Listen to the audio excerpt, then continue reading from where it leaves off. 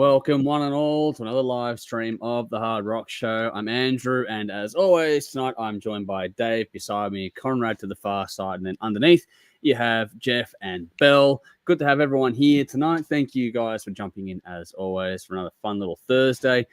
Conrad's already warned us in advance that he might have to take some phone calls because the real world moves on in his time zone over there, so we'll see how that plays out as the evening progresses, but we are here to do another live stream, and we're going to continue on with our 1990 versus 1992. This time around, the battle is between Seasons in the Abyss from Slayer going up against Dirt from Alice in Chains. I've said before, I'll say it again. This series will throw up some odd battles. We keep getting comments like, why are you putting these two albums together? You guys make me laugh and all this kind of stuff. And it's like, it's because it's simply put, it's 1990 versus 1992. It is the top 10 albums as voted by the audience going up against each other. So 1v1, 2v2, and so on and so forth. I'm glad you make them laugh, though. That's the whole point. Yeah. Well, you guys gave us the vote. Switch off, dude. Be nice. We're just putting them on. I'm learning. Be nice, Dave.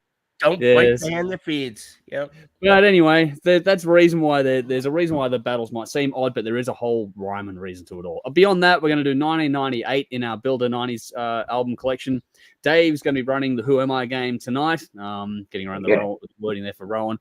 And as always, the rest of the stupidity will continue on, including the bin later on, and we're going to make sure you have links and everything that we're talking about tonight. So in the description box, there's reference tracks for you to check out. We'll put those in the comments as we go through. But for those that tune in later on that aren't just here live tonight, that's where you'll find everything. We thank you for your time in advance as well.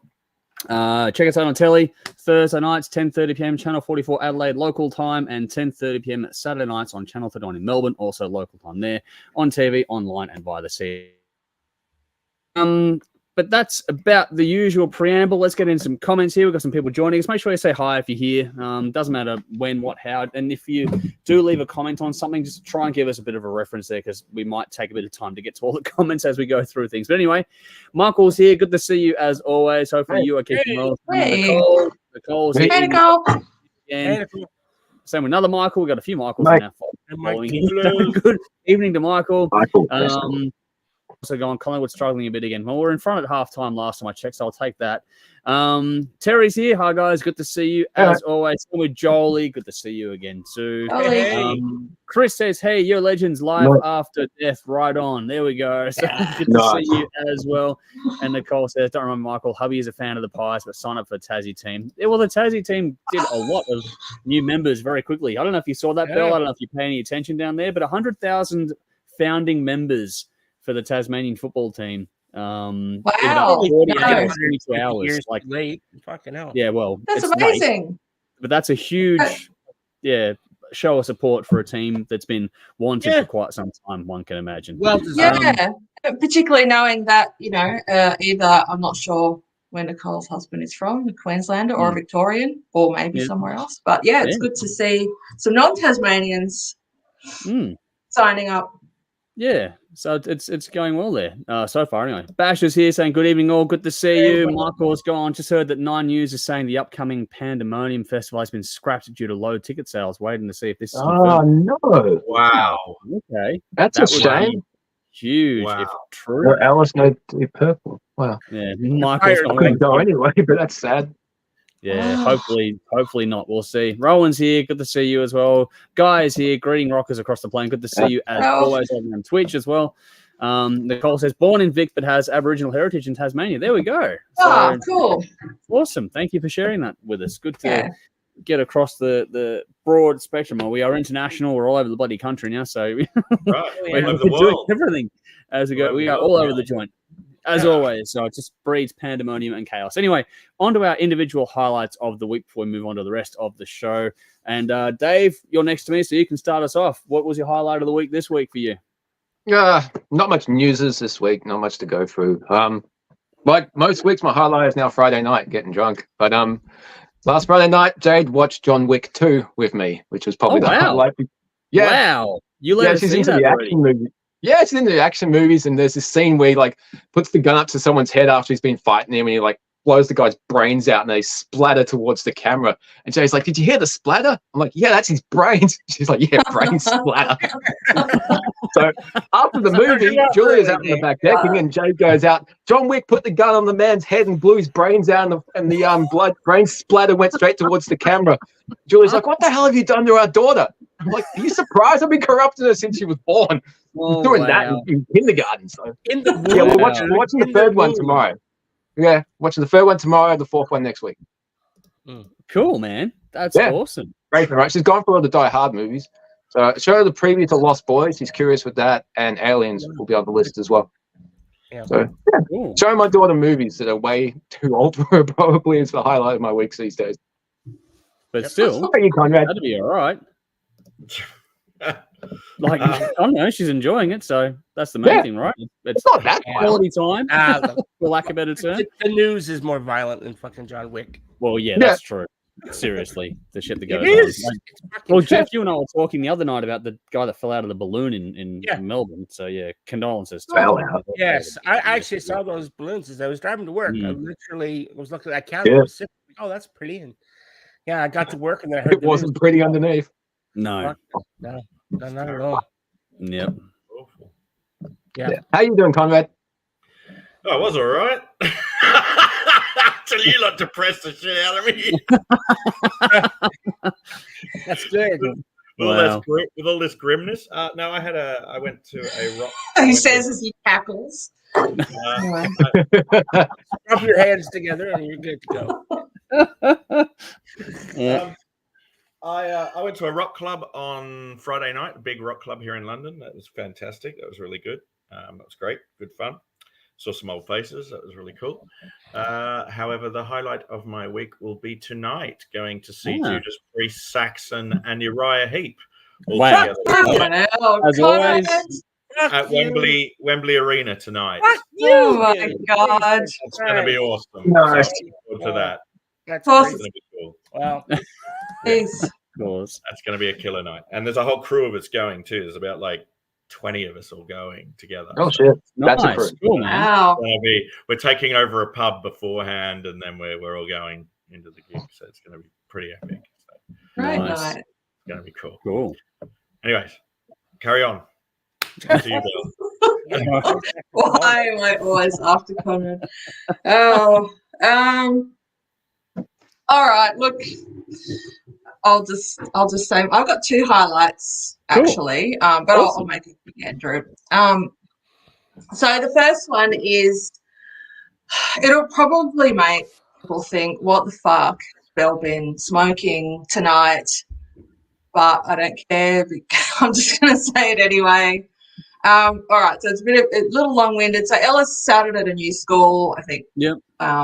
You guys know, most people watching would know, and because he was getting bullied at his old school. So the first couple of weeks, it was a settling in period, and I think a lot of kids were a bit rowdy, and I was a bit worried because I saw signs that, you know, this might have been happening again at the new school, and I was really worried. Oh God! But things, I mean, Ellis is telling me that idiot kids are still being idiots in general, but for whatever reason, they've just kind of left him alone, let him be, let him do what he does, which is learning.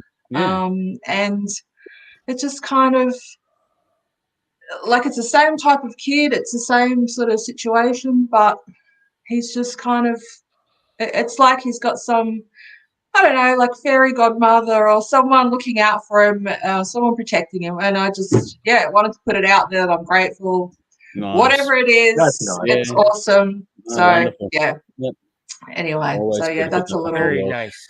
that's good my to hear, because it's stressful message for you to as the well universe. It was a stressful first couple of weeks, but no, it's all good now. All right, and my second bit of news is we had some electrical work done recently. A lot of trades come through, and one of them is a mate, the electrician Will, and he told me when he was here that his dog had a litter of puppies, and would I like one? And of course, I said yes. I wasn't planning on getting another dog until we want to move. And I thought, no, we'll just move, and then I'll look into it. And wasn't going to get a pup. It was completely different, but you know, I went and saw them and fell in love, and so now I'm getting one. Nice.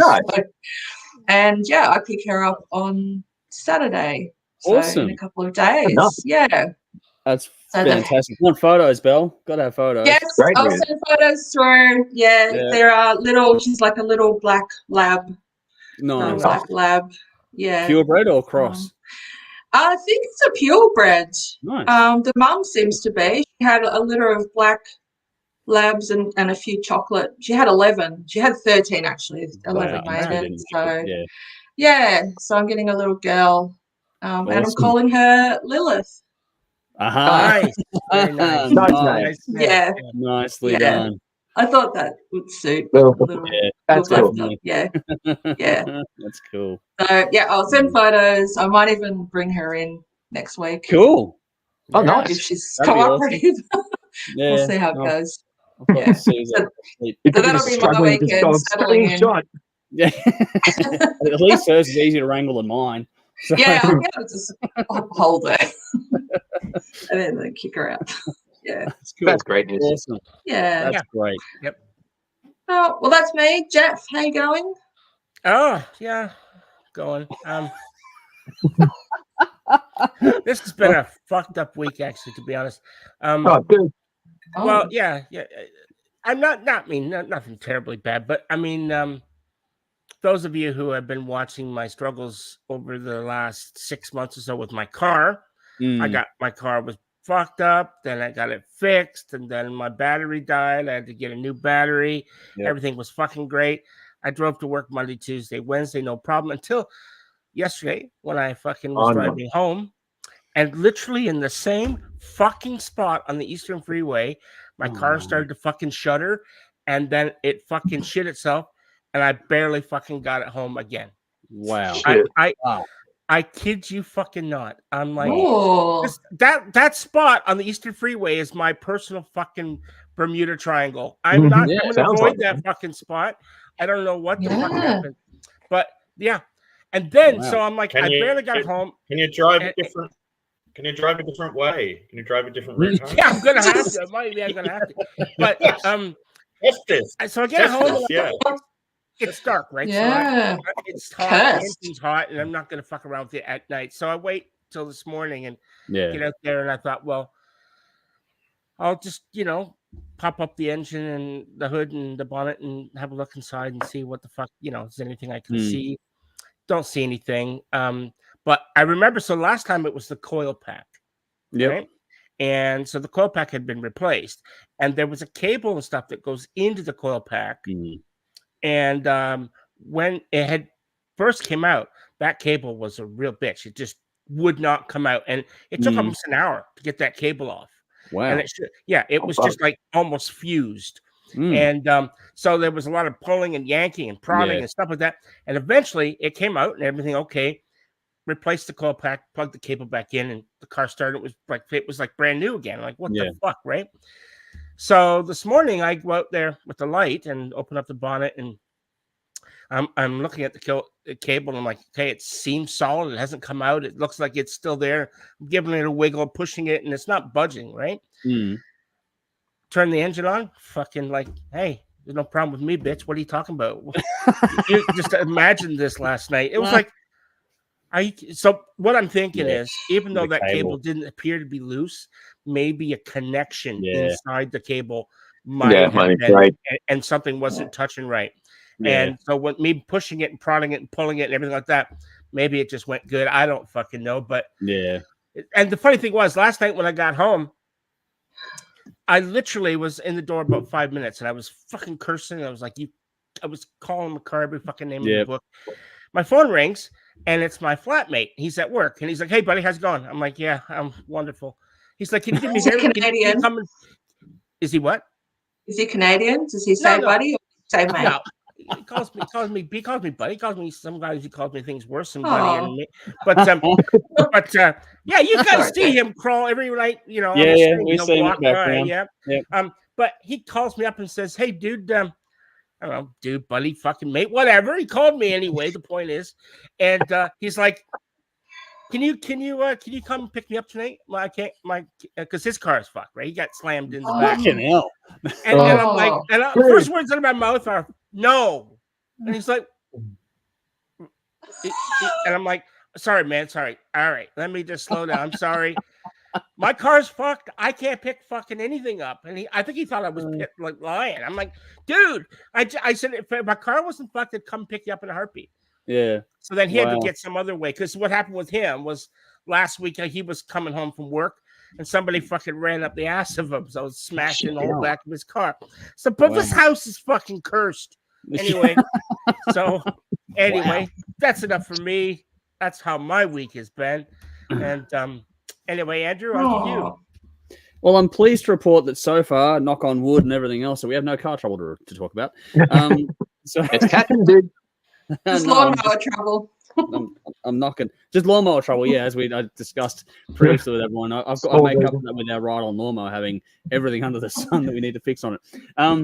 But it's actually a fun little process. Now, on that note, it's kind of funny. My highlight of the week this week is there's not been a lot going on. It's pretty much just grind, rinse, repeat at the moment with all the things going on. Just picking up little bits and pieces. So we got some shelving units the other day for what's going to be, the walk-in robe area that we're building up, and just rearranging bits and pieces to make it all sort of suit and map things out, things like guttering and walls and that sort of stuff, like the internal walls, so gyp rocking and that kind of stuff. Just getting all those little bits and pieces done, but also just making progress on that front and the house in general, the yard, doing work on the yard. Yes, even though the lawnmower is having a few issues, we're working through each individual one as it pops up, and then, as the time progresses, it just gets better as we go along, because all the issues that have been residing in it are being fixed.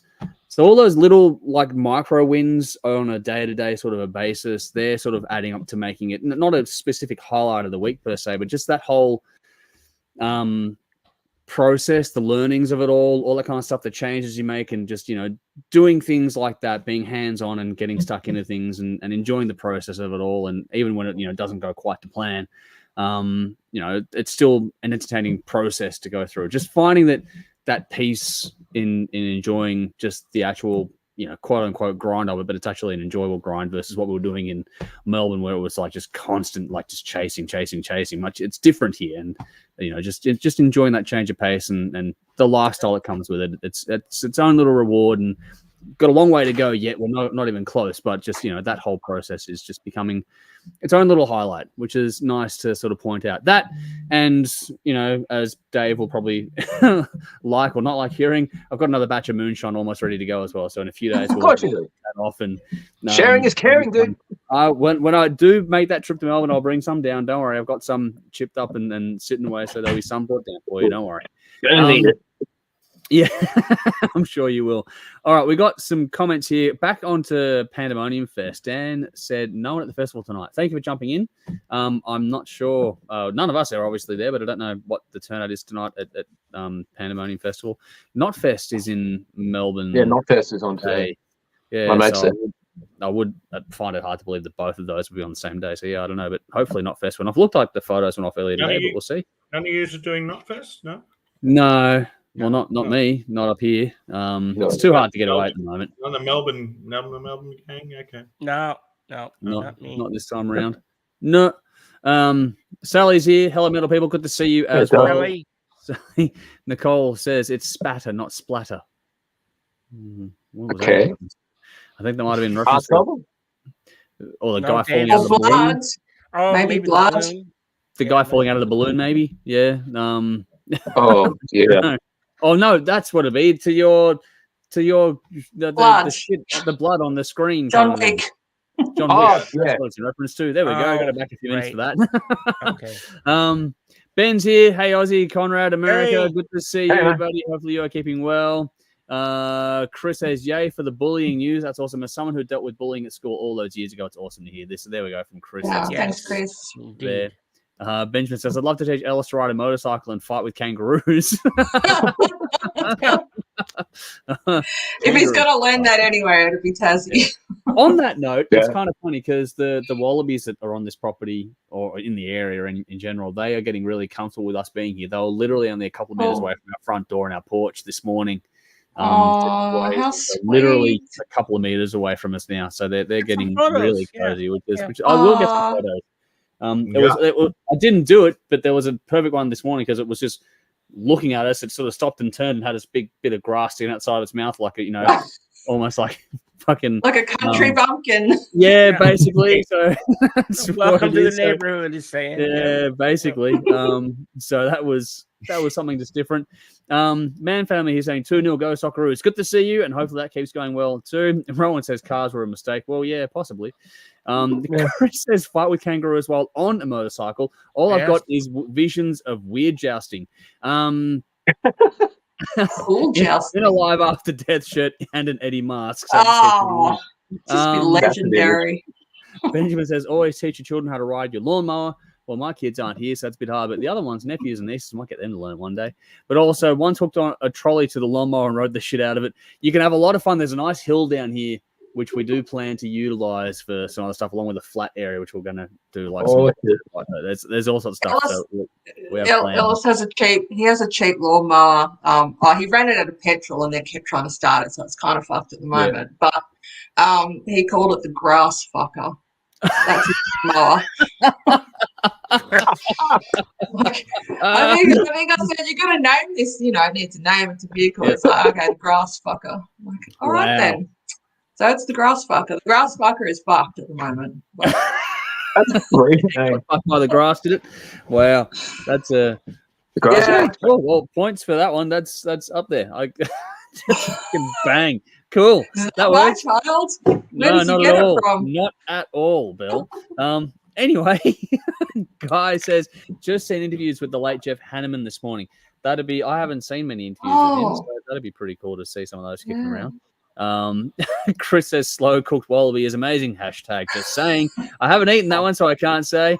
But thanks, Ben Chris says, good kid. So there you go. There's some feedback on the grass fucker comment there. Alrighty.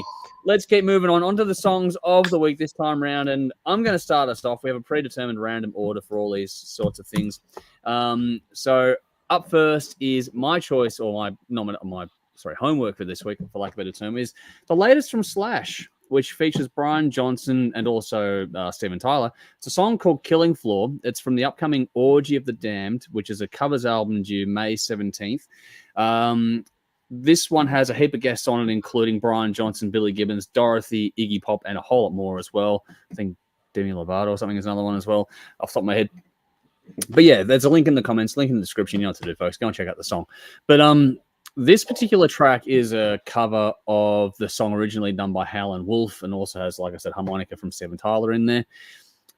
For me, I think it was noted in the Discord chat or something somewhere that it was nice to hear Brian Johnson using a different part of his register. We always hear him with AC/DC being up high and going for it.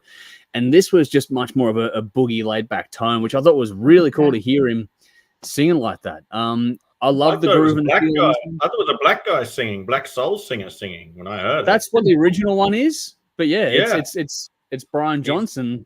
I was like, what? I was like, no, that's not Brian. Yeah. You don't hear him sing like that, which is why. And then I listened, and I'm like, "Oh, it is him." But sounds good though. It's cool. I haven't heard him sing in that sort of tone, possibly since the chorus to "Stiff Upper Lip." Maybe is as close as you get. That chorus. Like that's so that was album. pretty. Underrated album. But this song is catchy as all fuck. Like that riff. That dun, dun, dun, dun, dun, dun, it's such a simple little thing, but it just gets stuck in your head bloody quick. The groove, the feel of it is fantastic. There's not a heap to say about it. It's a pretty straightforward, old school rock song. It's fun. It puts you in a good mood. The video is fun too. Cool little in-studio stuff there, spliced in with like some footage or photos of the original people doing the song as well. But the little moments you get of Steven Tyler in the studio with the harmonica and you see him going it's so far back in the mix, it's not funny, but there's a little accent that he puts in there, which is a neat little trick in the song too, which is cool. It's just all about the vibes. It's great performances. The solo is great. It's all fun. It's boogie worthy, but it's also incredibly tasteful. I dare you to listen to this song and not bop along to it. This is one of those things that will just get you going very quickly. And it's just, you can't not. Compared to the original song, this is a bit rocked up. Not over the top, but just a bit more energetic. but it's still very faithful to the original at the same time. But you can hear why. It's funny that Conrad mentioned, you think it's a soul singer. You can hear why Brian was chosen for the vocal, because the way he did it honored the original performance incredibly, incredibly well. So I think they've done a great job being faithful while also putting their own stamp on it. It doesn't sound exactly like the original, but you can see exactly why and how it got to the point that it has. So I think it's a great job. I'm looking forward to the album, actually, with the guests on it, the songs they've chosen. It's going to be really, really interesting to see how this one comes out. So, yeah, massive thumbs up from me. Let's do the rounds. Everyone else got a thumbs up, thumbs down on this one? Thumbs up, thumbs up, thumbs up. Or Jeff in the middle somewhere? Yeah. Ooh. Look, I like the blues and stuff, obviously, but it just kind of left me cold. I don't know. Okay. Not for me. Ooh. Not for me. I recognize the music. It's all great. Everything's that. And yeah, I get all that.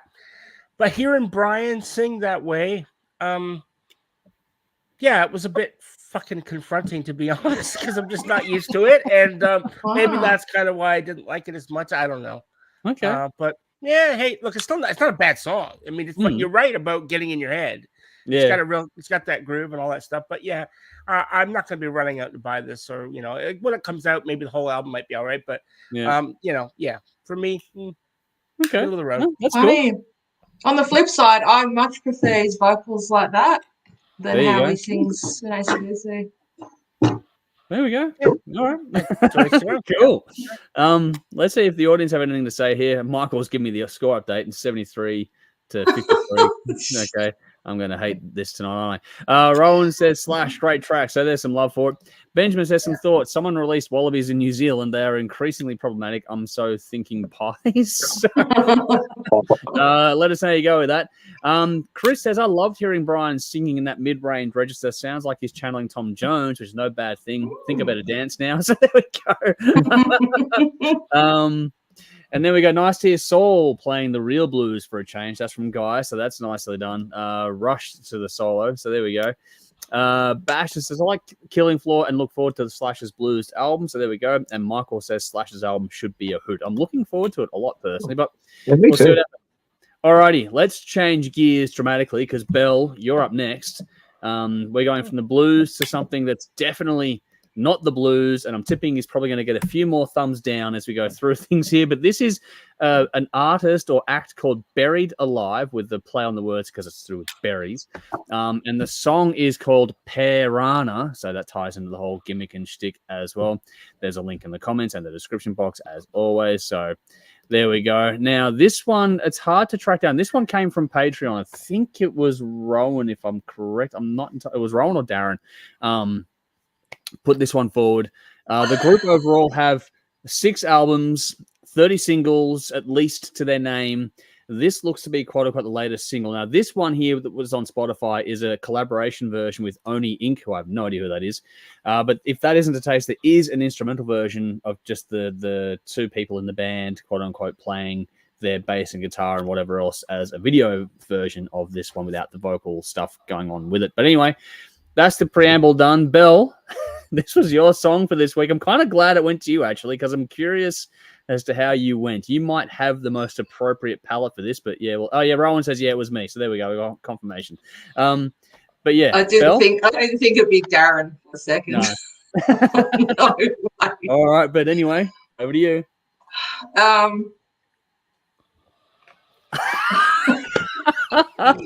thought exactly. All right. Look, I just don't. I'm just Rowan. Why is this like? Am I on the wrong show? Is this like the hard rap show now? Is this a wind up? I thought it was a wind up as well. We're not meant to take this seriously, are we? Yeah. Well, look, all right. I'm going to base my comments on its musical merits. Yep. I'm just confused about why it's in here, but that's okay. Yep. Look, I've heard some Berried Alive tracks before, so I know that I like what they do.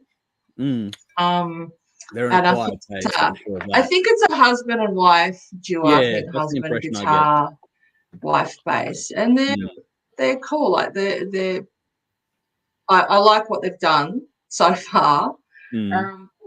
They make amazing music together, and it's beautiful. How could you not love that? Well, yeah, to each their own. Yeah.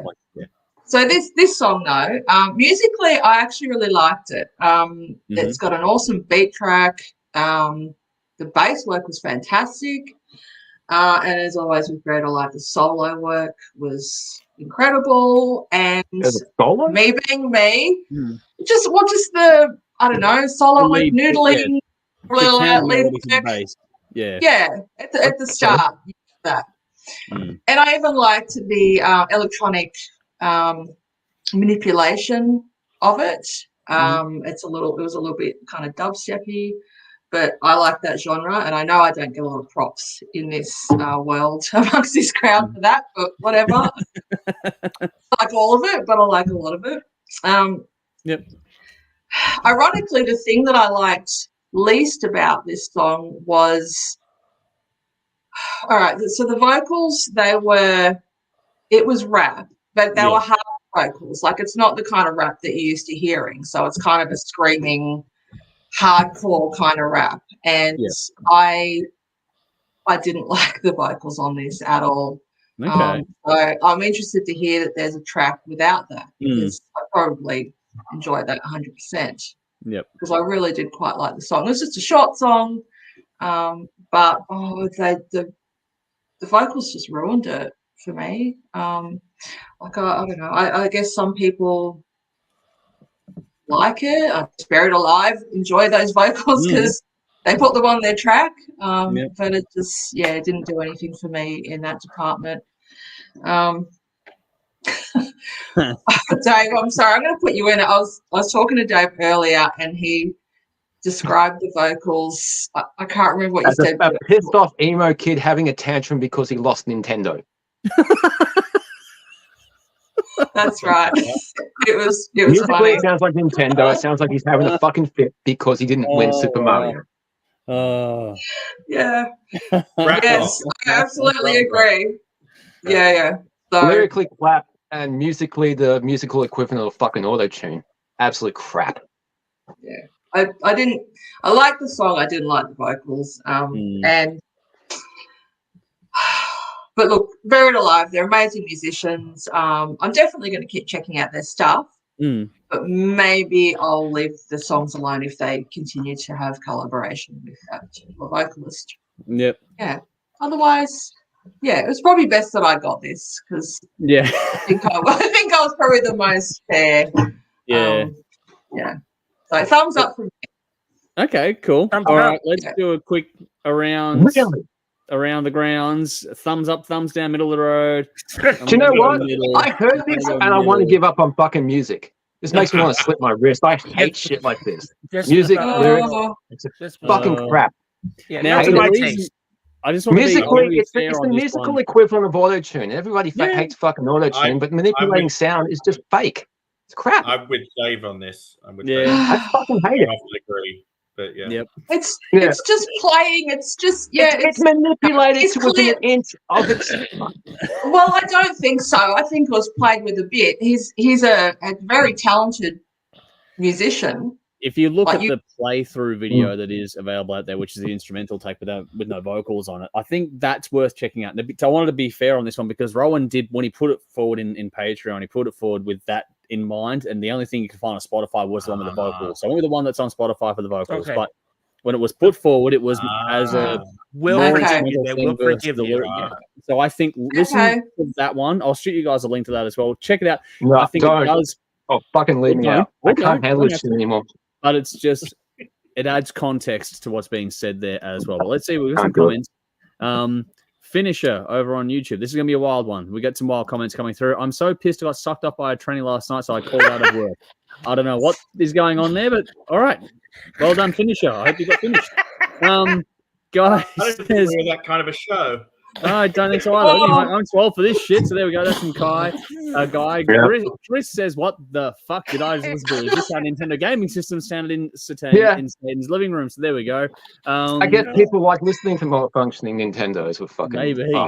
Jolie's Nicole's laughing. here, isn't she? I want to know what Nicole thinks because I know that I remember her ages ago. She posted a comment about her son listening to rap, and so she blasted him with Slayer, and I thought that was awesome and hilarious. So I'm guessing she won't like this. No. Finish this reply with, sorry, wrong chat. Rowan says, wait, what? Vocals? So there we go. This is why the tune I submitted had no vocals. I haven't heard vocals. I usually get the Berried Alive music with the vocals. So there we go. This is where it gets different. This is why the context matters. Okay. Michael says, if a road train had not played a tune upon his head, then it would have been a good for Star from Tism's the last Australian guitar hero to have done this review. Wow. Jesus. This is not manipulated. He plays this live. Yeah, that's the thing. We're watching that playthrough video. Chris says it How absolutely many fucking effects would he have on his rack, though? Maybe, but anyway, I personally think it's atrocious in the ears, but I feel the same about country music as well. So there we go. They sound so fucking processed, and that's manipulating on recording. It's all done on a computer now, Dave. Yeah, they don't even. Yeah, there was some tweaking. I'm sure of it. Oh, definitely. It's the auto tune for fucking guitars. There's so much production and manipulation in this shit. Yeah, but everyone criticizes the auto tune, but this shit's apparently okay. Yeah. It's just to add, it just adds adds a dimension to it, and some like it, some don't. Yeah, and it's horses for courses in that regard. Everyone just likes their thing and doesn't like their own. At least it wasn't your song this week, Dave, so that's all right. Ben says... Thank God. I wouldn't be... if I get a song of this, I'm not doing it. Okay, that's fine. I'm just working on some stuff here. I've been impersonating over 100 different singers. I sing everything live in one take and then post it on my Instagram and Facebook page. I got called a spammer for singing live covers recently. Wow. Okay, everything's going on tonight. Oh. Nicole says, yeah, not my bag. Sounds like Chester B on speed. Wow. Michael's jumped in. Good to see you. Going, hi, guys and girls. Good to see you as well. Thanks for jumping in. And Vinny's here. Evening, gang. What the fucking Atari did I just listen to? Is Berried Alive. Yeah. So there fucking we go. Atari music. Oh, well. All right, let's change the dynamics here. Let's move on. We're going to move on. All right, next track up is Jeff's song for this week, which is from Audio Rain with their latest single and video, Crown. It's the latest single from the band's upcoming album, The Perfect Seed, due in May, on May the 10th, actually. They're an Adelaide band. Dave did the last single, and so this time around, Jeff drew them out of the hat. Now, we all liked the last one, so Jeff, how'd you go with this one? Before we do this one, there's a whole method to my madness here with how these songs are playing out, because we get Patreon people to vote on things that have been nominated the week before, and this is one we didn't cover last week, but got enough votes from Patreon people to make it carry over into our Hot Rocks playlist. So this is like the most popular one we haven't covered from last week's list. So it's popular among Patreon, hopefully popular amongst us, but we'll find out, because Jeff, it's over to you. Yeah, so Audio Rain with Crown. This is another kick-ass song from a kick-ass band. Seems that Adelaide doesn't want to be left out of the party, and that's pretty clear with this band and this song. So, to me, these guys remind me a lot of Nickelback. Maybe just an Aussie version of Nickelback. Now, that might piss a lot of people off. I don't know, but I mean it as a compliment. Okay. Yeah, totally if you go through the whole catalog of the band, not just the radio tracks, So, look, I first heard these guys last year. I think it was with that song Motorway. And I really enjoyed that as well. So, did you hear their album a few years ago? No, I don't think so. You'll enjoy that one. All right, I'll have to get on it. But look, it's heavy, it's melodic, lots of groove. Really, what is not to like here? There's a lot. And now, if I had one criticism with the band, it's a nitpick. It's their name. I think their name is fucking shit. I don't like the Audio Rain. I don't like it. It's just me. Yeah. It's just a small nitpick, but that doesn't matter about the music, because the music is great, and that's all that matters. There's good production heard here. The instruments are all clear, and the vocals are clear. Everything was mixed to the right levels. I even thought the video was quite well done. There's a little bit of everything here. You get live band, you get cars, and you get strippers. What's not to love? So for me, it was a pretty simple thing, but I really enjoyed it. I thought it was well done, and it's a big thumbs up. So yeah, simple. Cool. All right. Well, let's keep it simple. Let's do the rounds. Is it thumbs up, thumbs down, in the middle somewhere? Everyone out there. 2 thumbs and the horns. Fucking great song. Belle, you going to give us something there, or are you? Sorry? Sorry. Audio range. I was just looking. I didn't watch any of the videos. So no, that's right. But did you like the just song? Just gonna skim through. I loved it. I think it's their best of the three. I think it's 3 singles they've brought out this year so far. It was my favorite. Awesome song. Yeah, it's good. Nice. Thumbs up. Cool. Yeah. Awesome. Well, there we go. All right. Now, remember, folks, there are links in the comments and the description box. Check out all these songs as we go through. Joel is giving it a thumbs up. Ben says it almost reminds me of Load, which is actually interesting. Interesting. Yeah. Vinny says, go Radelaide, upbeat and punchy, like about a gas after a baked beans on toast. So there we go. always with the goods, Vinny. All righty. Dave, you're up next. So in the comments in the description, as always, there is a link to a little track called Also Dear from a Melbourne band called the Vendettas. This is the latest single from this Melbourne band that Dave and I have been following in particular for quite some time. This one actually has its official launch at the Evelyn Hotel on the 23rd, so this Saturday night. So if you're keen, get on down because these guys are phenomenal. But I don't know about much. I think there's more on the way, but I'm not 100% sure yet. But fingers crossed there is more because these guys are great in my opinion. But Dave, your song. Yeah, I love this. I'm going to be an asshole and say real music played by real musicians on real instruments. Go for it. Sorry, Val, I had to do it. I don't care. No manipulation with twisting knobs or click tracking on your fucking PC or whatever. But this is cool. This band's always good, though. You know, you know what you're going to get with this band, and they don't disappoint. It's upbeat, it's fun, it's rock. It's good for barbecues, drinking, driving, not together, unless fuck it. Or unwinding after a shit day at work.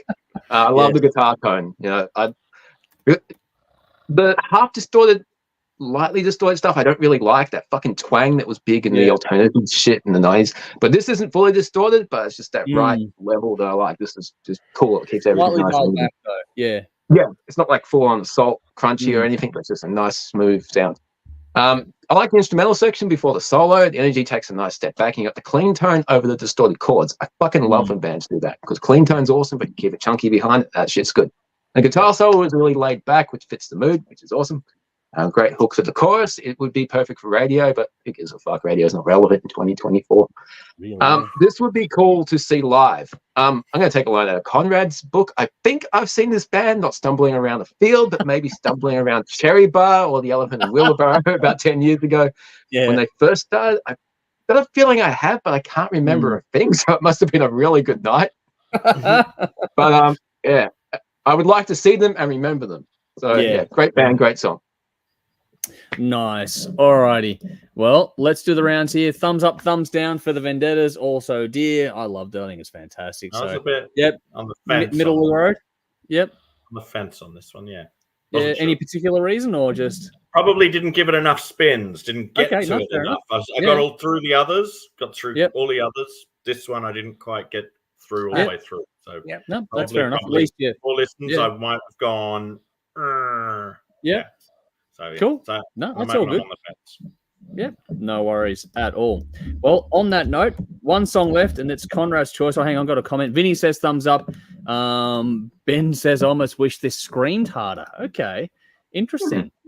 Probably would live. But they have, yeah, go and check out. They've got a few albums under the belt, these guys. So if you're curious about this band, there's plenty to go and check out. So please do go and check out more of their stuff. Michael says, I'm going to the Vendettas at the Evelyn Hotel on Saturday. Can't wait. Been ages since I've seen them live. Awesome. Have a great time and let us know how it goes. I'm sure you'll take a bunch of photos. Man, if I was there, I would wave to you again from the other side of the room. Like I did last game. And another Michael has gone, Vendettas was great for me. So there we go. Ben says, I kicked the fucking shit out of this song, blasted out. So there we go. There's some love there for it. But on a bit of a heavier note, possibly, the next song is Conrad's song for this week, which is Lords of Black with Let the Nightmare Come. This single was dropped to coincide with the release of the new album from the band, Mechanics of Predacity. It's a Spanish band. It features Ronnie Romero, who is one of the most prolific vocalists going around at the moment, with also founding member Tony Hernando. This is the band's 6th album overall. Conrad's song for this week. So how did you go? Was this something you enjoyed? I was... Well, learning now that they've come from Spain, I didn't expect them to be from Spain. They sounded a lot more Scandinavian to me. Okay, cool. Yeah, I had much more of a Scandinavian vibe. But I actually enjoyed this. This was interesting. It was different. Cool. It was modern. Certainly modern. I think fans of like melodic death metal are going to like this. So Belle, you'd probably like this. I did. I thought this was interesting. Yeah. It didn't smash it out of the ballpark for me, but at the same time, it certainly didn't make me go yeah either. Yep. So yeah. So for that reason, it gets it certainly gets a thumbs up from me. Yes. Nice. No doubt, right. I would probably. This is the kind of band I could picture doing the European festival circuit. Yeah. I think Ronnie. Yeah, Ronnie's one of the more prolific and one of the honestly, he's grown as a vocalist over the last decade in particular. Really is a fine vocalist for mine. But anyway, we'll do the rounds when Dave gets back. Comments here. Michael says, I love this track. Rowan says, Lords of Black, love this. So there we go. Thank you for the reference, just to make sure I don't miss anything there as well. Conrad has jumped out. Dave's disappeared. I don't know what the hell's going on tonight. Anyway, but with you two here and me as well, we know that Conrad liked it, but how did we go? Dave, we're going to do the thumbs up, thumbs down. For thumbs up. Lords of Liked Black. it. It was cool. I liked it. I like it. Yep. Awesome. Cool. I was just going to say, sorry, I should have mentioned it before, but the band, the Vendettas. Yes. I'm going to have to go through my collection. I think that I've got an EP that was sent to me many years ago when I was a radio DJ. Ah. Okay. And I'm going to have to go through because for some reason, I just think I have it. And I bet that'd be pretty cool. A lot of thinks with this band, isn't there? I think I have the CD. I think I saw them. Yeah, sorry. Well, exactly right. I think I have it. I think I do. But we got Conrad back, which is good. Good to see you back again. And on the thumbs up note, Vinny gives this one a thumbs up as well. So we've all got some love for Lords of Black here as well. It's funny, I haven't been able to get involved in it, but I've seen some of the chat going back and forth in Discord about this album too, which is interesting to see different people having different takes on things going through there. But anyway, I liked it. We'll get to that when we can. Alrighty, moving on now to our Builder collection of the 90s. We've gone through 1990 through to 1997 last week. We're going to do 1998 tonight. Yes, that's right. We are doing 98 tonight. Because I've got every week we've done in the fucking page that I use, so I've got to keep scrolling to make sure I get to the right point. But last week, as things stood, we had what was the scoring last week? So Belle was coming in last on 180 points. I think Jeff and I were tied next on 210. Dave was in second place on 220. Conrad out in front on 230. That was last week, so it was still a tight battle to be won here with 2 more rounds to go, including tonight. Then last week, Dave had first pick and he took Aerosmith 9 Lives. Belle went second with Incubus and she took Science.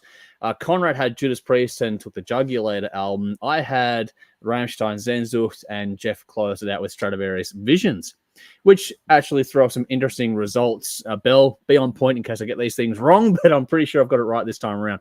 Now, the interesting thing here is that unfortunately, every so often, an album gets no votes, which is a damn shame because, Belle, I'm with you. I love that fucking album. I think Science is criminally underrated. But unfortunately, I guess it's just because no one had heard it. So if they had have heard it, clearly they would have voted for it, right? Clearly. I agree. You know what? I actually gave that album a listen during the week, and it would be better without the turntables, but it's not horrible. So I'm actually disappointed it didn't get at least one vote. Wow, but, that's actually because I know that you've struggled with.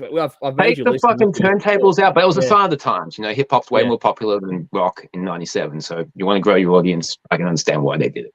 Yeah, correct. No, sure. That's cool. But yeah, so unfortunately, that added 10 points. We still get points for just coming in, 5th through 1st kind of thing. So Belle gets 10 points for that one.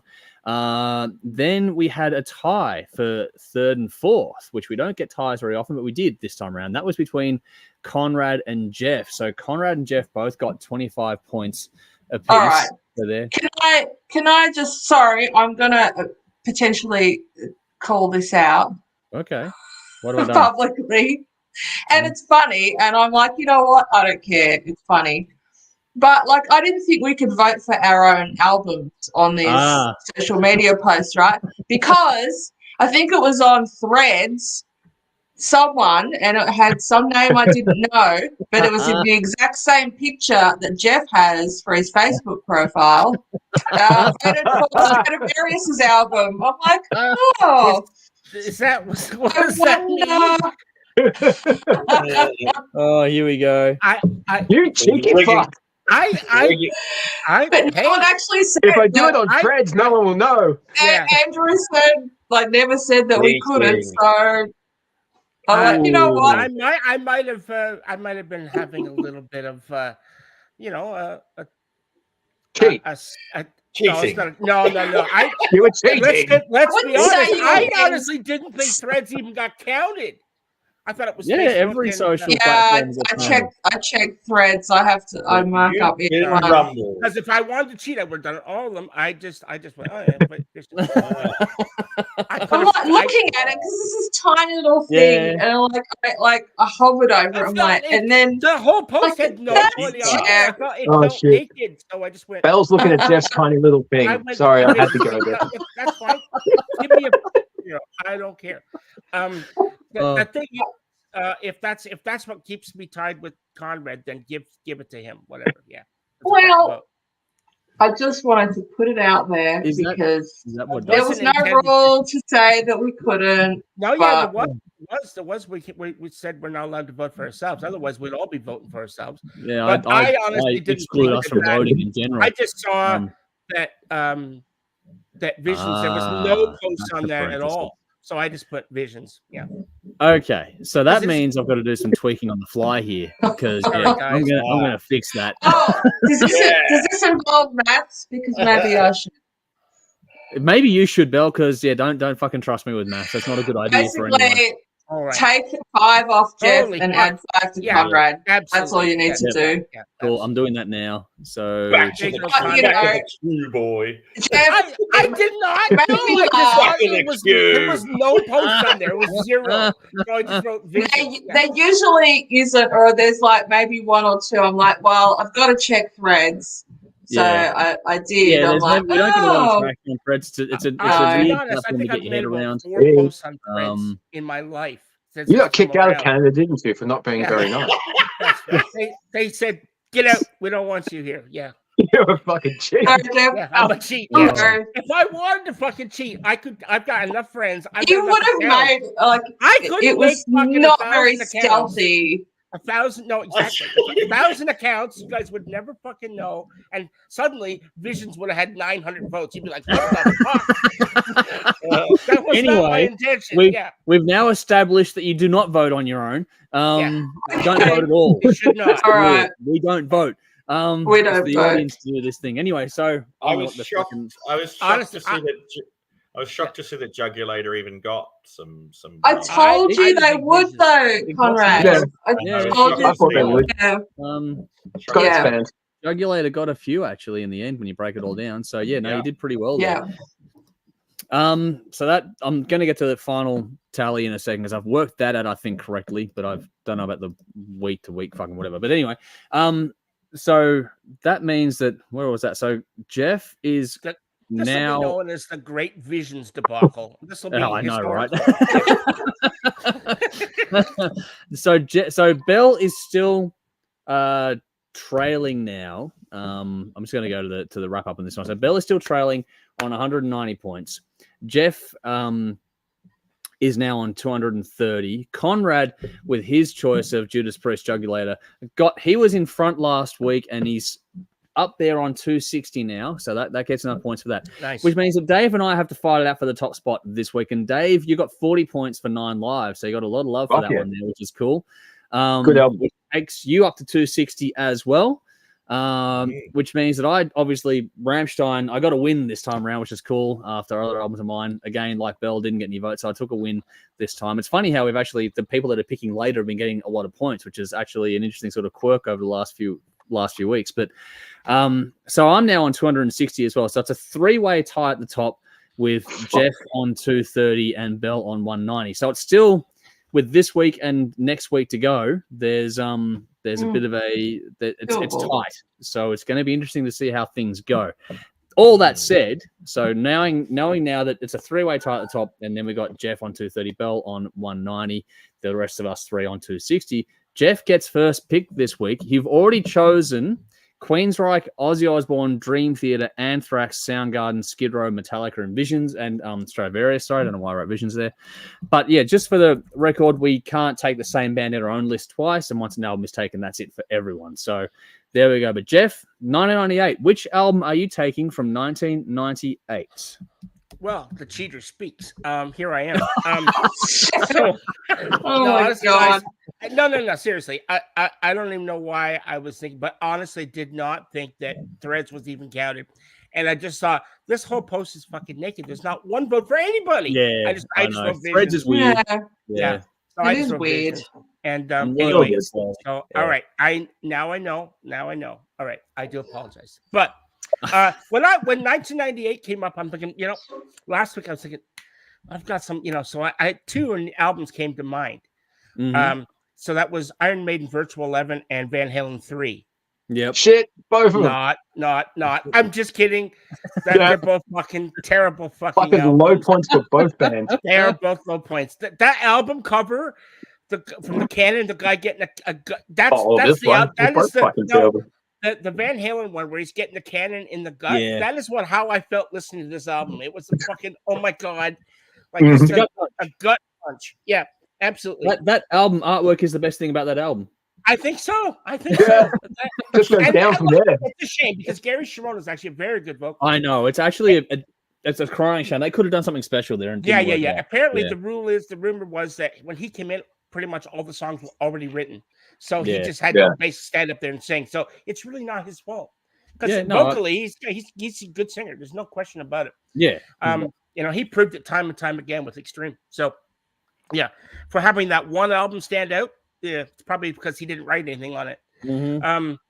So anyway, look, honestly, there are two albums that came to mind. And last week I was thinking, I'm just going to bang, And then I was looking through the list and I was going through and I went, oh, there's a concept album in here that is fucking amazing.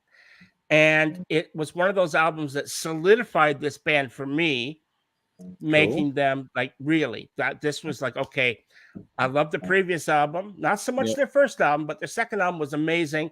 This album, the album number 3, solidified it for me. And then of course there's Bruce Dickinson's The Chemical Wedding, which was what I originally thought I was going to take. But after having thought about it for better part of a week, I realized that as much as I love The Chemical Wedding, and I think it's probably his best solo album, that and Accident of Birth, those two albums together, you can't beat. I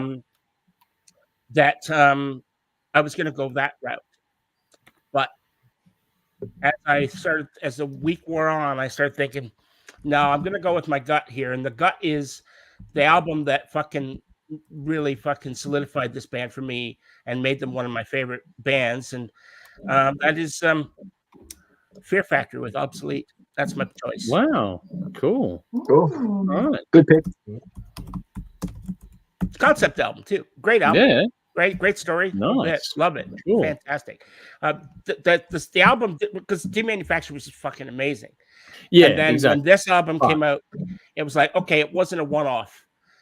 They just took what they did there and made it better. In fact, Obsolete is their biggest selling album to date. That's surprising. Yeah, it's up there. Alrighty. So that is one down. Dave is up next. Dave has already taken Judas Priest, Skid Row, Kiss, Phantom Blue, Dream Theater, Blind Guardian, Sepultura, and Aerosmith. So which way are you going for 98? Cool. That's a good little collection of bands there, isn't it? Believe it or not, I don't have too much of a rant to have this year. There's not much to really complain about. The bands that are still around are just making what they do.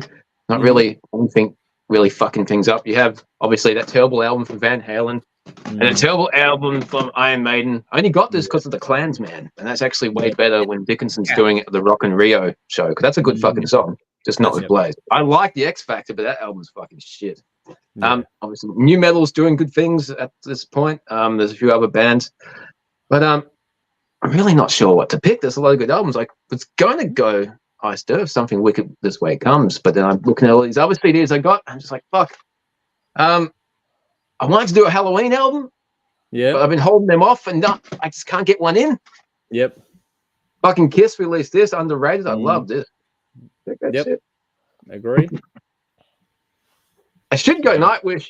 I really should. I love this album. Really should. But I'm not. It's a great fucking album. Wow. It's been fucking painful. I love this. This was cool. Yeah. Finally, all the different versions of this were obsolete for all the cunts that wouldn't let you borrow it back in high school. Fuck you. This is a lot cheaper than the $60 you paid for it, motherfucker. Here we go. But yeah, might not believe this, but I fucking love this. I'm picking Rob Zombie. Yep. Yeah. That's a fucking great album. That is a fantastic album. It was on my short list for It's fun. It's horror. It's metal. It's disturbing. Great. Yep. Cool. So Dave has taken Rob Zombie Hellbilly Deluxe. Hellbilly Deluxe. Which is nice. Okay, so while Belle is writing things down, it's also her pick at the moment. So you've taken Warrant, Red Hot Chili Peppers, Pantera, Sepultura, Megadeth, White Zombie, Arch Enemy, and Incubus off your board. So where are you going for 1998? Well, I'm hoping that some people have listened to this album. It has to get like a vote that isn't my own vote. Sorry, Jeff. Okay. I'm going to take Iced Earth, Something Wicked This Way Comes, because it's fucking awesome. And it's my favorite album from that year. Really, that's what it comes down to. That's a great album. There were some good ones, and even not just in the metal and hard rock. There was a band called Fuel, who were hard rock. Yeah, their album Sunburn. I think it was their debut actually. That was great. Yeah. I went and saw them live at the ANU Refectory, which is a great venue. Yeah. They were good. Stigmata, Arch Enemy's second album. I can't pick them because I picked them a couple of years ago. That's a banger. Muse's debut, self-titled debut that came out. Yep. And Opeth put out. I mean, Opeth always put out good albums. Yeah. So. Yep. Anyway, but yeah, Something Wicked, Iced Earth, awesome album. So that's what we're going with. Good pick. All right, so that's Belle with Iced Earth, Something Wicked This Way Comes. Conrad, it is over to you. You've already taken Megadeth, Metallica, Black Sabbath, Entombed, Prong, Fear Factory, Type of Negative, and Judas Priest. What a fucking list that is. But you got to add to it now from 1998. So which way are you going? There's some interesting stuff in here. You got The Chemical Wedding, Nightfall in Middle Earth by Blind Guardian. That's a good album. That's a bloody good album. That one. Probably their best album. Yeah. All inspired by Tolkien. Gary Jink as well is in there. Yep. Look, it's not bad. And you got Kid Rock, Bong with a Thong, Orangutan. Oh, fuck off. Something Crap. up with the Biggie up with the fucking, I don't know. I'm going to take Black Label Society's first album. Oh, right. Sonic Brew. Yeah. Nice. Black Label. Good album. I had this record with the original cover signed, and I don't know what the fuck happened to that. That'd be cool. It's like a combination. Hey, but have you spoken to Zach Wild? Have you spoken to Zach Wild? Have I spoken? I've met Zach. I have met. Well, Zach. if you signed it, you would have. Motherfucker. I spoke to him. I didn't sign anything. I've met him on a couple of occasions actually, and he's lovely. It's really, really nice. He's a good bloke. And don't know. I ended up in a mate's place who died and stuff. It's just bad. Anyway, can't get that again. But that album is banned. The album cover is banned. Wow. Because of Johnny Walker, they had to redo it. So, but that would be my choice. Cool. Sonic Brew by Black Label Society. Yeah. Nice. Well, there we go. So to recap, Conrad took Black Label Society, Sonic Brew. I get last pick this week, which is actually kind of funny because, I don't know which way to go on this one now because, I could go the Bruce Dickinson route, which is a fantastic album, and I know a lot of people. I've already taken, just for the record, I've taken Pantera, Queen, Alice in Chains, Aerosmith, Nine Inch Nails, Slash, Marilyn Manson, and Rammstein off the board for me. Just on a local note here, Blood Dust are released straight out of Northcote this year, which is fucking phenomenal. That's with a song like Porn Store Skiffy, you know what you're in for with a band like that. It's fucking great. Jerry Cantrell released Boggy Depot. Soulfly had their self-titled debut. I saw them on that cycle as well. That was absolutely fantastic. Monster Magnet Power Trip. Godsmack had the self-titled album. Metallica Garage Inc. as well, which has been mentioned. But I'm probably going to be... I love Soulfly's debut album. But then I go to two other ones that I think were different to the rest of what's been picked here tonight. But I just think that we should... I want to go in a different direction. You've got Korn, Follow the Leader. When that came out, everything changed. I know people don't like it, but everything changed. It was a real moment in time. But that year... Sorry? Wasn't a good moment, though. It doesn't have to be a good one, but it was a definite... It was a turnkey moment. But for me, I'm going to go with a different band that released something that was special. And when I was... managing Pizza Hut back when this fucking came out, I used to go off my head to this album. I would sing it word for word all the way through while fucking smashing pizza dough at the back. It was just one of those fucking things where I just had my own little world going on, and I would just go off to this album from cover to cover. So I'm going to go with System of a Down, self-titled. Fucking called it. I called it. Nice. A good album. I don't know what people think of it out there. We're going to find out in the voting, but I've got to take it if it's there. It's just one of those albums I still listen to religiously at the moment. I fucking love it to death. I haven't been sick of it all these years later. And just, you know, that was, I know that Follow the Leader was probably the bigger album of the year, but when that album came out, that really struck a chord with a whole lot of people as well. And it really just sort of solidified how different that year was going to be as well. I think it sort of heralded a bit more of the old school coming back into things a bit too, because it was aggressive but melodic. It was everything you wanted. It had a statement and a lot going for it. So that's what meat on the bone for me. I love that album a bit. So just to recap here, Jeff has Fear Factory Obsolete. Dave has Rob Zombie Hellbilly Deluxe. Bell has Iced Earth Something Wicked This Way Comes. Conrad chose Black Label Society with Sonic Brew. I went with System of a Down, self-titled. We're going to do a poll on that as the days progress. It's a good bunch of albums. Very good album. We didn't go for the obvious ones, any of us. Yeah. Didn't go for anything on big bands. And I'd happily listen to all of those. Yeah. I thought that Chemical Wedding would have got snapped up or Night. Yeah. Honestly, Chemical Wedding is there. I love it to bits, but just for me, for my personal impact, System of a Down is one of those albums that we could do this entire decade again and exclude all the albums that were picked and still have interesting results. Yeah, it'd be interesting. One day, maybe not this time, not next time. Maybe another day. I'm kind of over the 90s. Yeah, it'll be the 2000s a long way away. 2000 to 2009. Let's continue. That'd be fun. Okay. Well, maybe we will. But yeah, that's where we're at with this one. So we'll get your thoughts on a poll on that during the week coming up. So make sure you're locked into our socials to keep up to date with all that sort of stuff, including Threads, because we are there as well. Yes, where Jeff cheats. Like I said, guys, we all have to cheat on Thread next week. No, that'll be interesting. The only comments are going to be us on Threads commenting on our own post. Sock puppeting, here we go. That's where all Jeff's friends are going to be on Threads. God, that's right. They're all going to be there. Bell's going to jump on 900 fucking comments. I got 500 votes from one. Wow, Obsolete is so popular.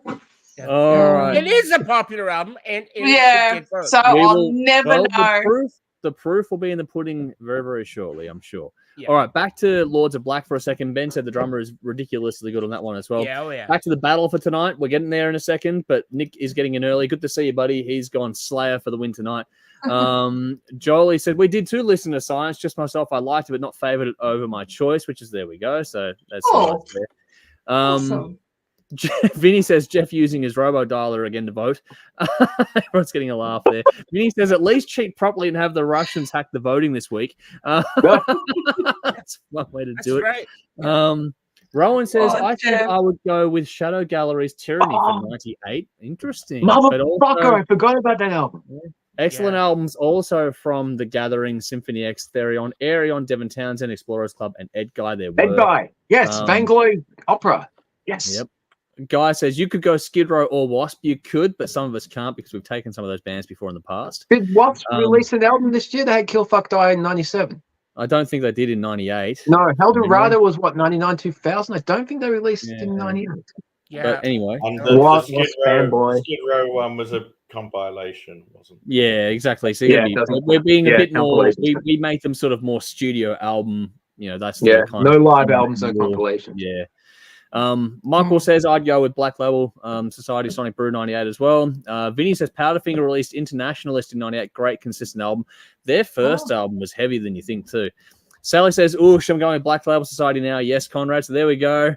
Ben says win. Black Label Society, but now I enjoy them. Same thing with Alice in Chains. I wanted to call my son Zach, but I couldn't. Okay. Ben also said Fear Factory just played New Zealand. That was fun. That would be fun. They are a good band. Chris also just on that note, while I know Fear Factory are doing their thing at the moment, Burton Sibel released a single, a debut solo single, and that's fucking good. That is really good. So if you like Fear Factory, it's I'll check this out. Yeah, that's a good single. I watched it. It was interesting. Okay, the video's a bit cheap. The video's a bit cheap. But the song's good. Cheap. Yeah. But the song's good. Yeah. Yeah, I like the song. I didn't see the video, so I listened to it. The video's a bit on the you've run out of money on the budget. It's a bit BBC Doctor Who, Oh, here we go. Nice. I haven't seen the video. I'm really curious now. I'm going to check this out. Me too. All right, one more comment. Chris says The Wake of Magellan by Sabotage, 98, the best album of that year. So there we go. Chris champagne taste beer budget. All right, let's move on. Let's go on to next week is 1999. I get to go first because I went last this week, and that is the last week of it all next week. So next week is the finale of this one. We'll do a recap and start a new series after this as we go through things. But for now, it is time for Who Am I? And yes, Rowan, I know who I am. Don't worry, but we're going to get Dave to play the game now. That joke is not going to get old, is it? So Dave is going to take over this segment. For now, we get 10 clues to guess who it is. We get one guess apiece. I've got the comments noted here for where we are at on the audience side of things. So we'll see if the audience beats us to it or if we get it here. But one guess apiece. Off we go. Dave, the floor is yours. Alrighty. This was fascinating because I learned a lot during this process. Okay, clue number 1. I was born in Helsinki, Finland in 1968. Clue number 2. Although immersed in my Finnish culture, I became intrigued by American culture, movies, music, books, comics at a very young age. At the age of 8, I saw the funeral of Elvis Presley on TV, and after witnessing how my family and friends reacted to this man's death, it made me wonder why he was so important, which led to my own aspirations as a musician. Clue number 3. At the age of 19, after Guns N' Roses released Appetite for Destruction, I moved to New York City to experience their music scene. Inspired by punk, new wave, and hardcore bands, I later returned to Finland and formed my own band, releasing a debut album in 1992.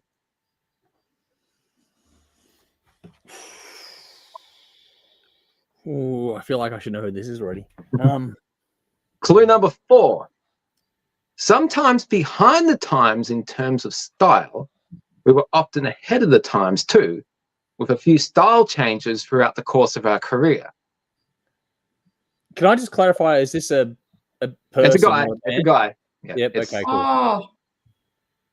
So can you repeat that clue again? Sorry, just to repeat that one. Sometimes behind the times in terms of style, we were also ahead of the times at times, with a few style changes over the course of our career. No, it's not David Bowie. Can I take a stab? And if I'm out, I don't care. But I want to have a guess. Go. I'm blanking on his name, but is it the singer from the 69 Eyes? You got it. 69. Wow. What's Yuki his name? 69. Yuki. Yuki. Oh, Well done, Yuki. Bill. Well You done, got Bill. it.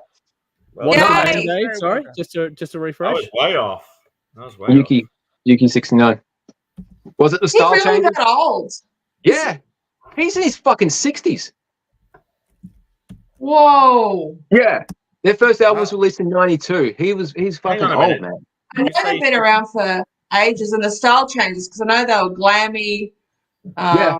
Glammy sleeves when they then- started, then they went fully Yeah. goth, and then it's gone back and Yeah. forth between the two, That and like was- high.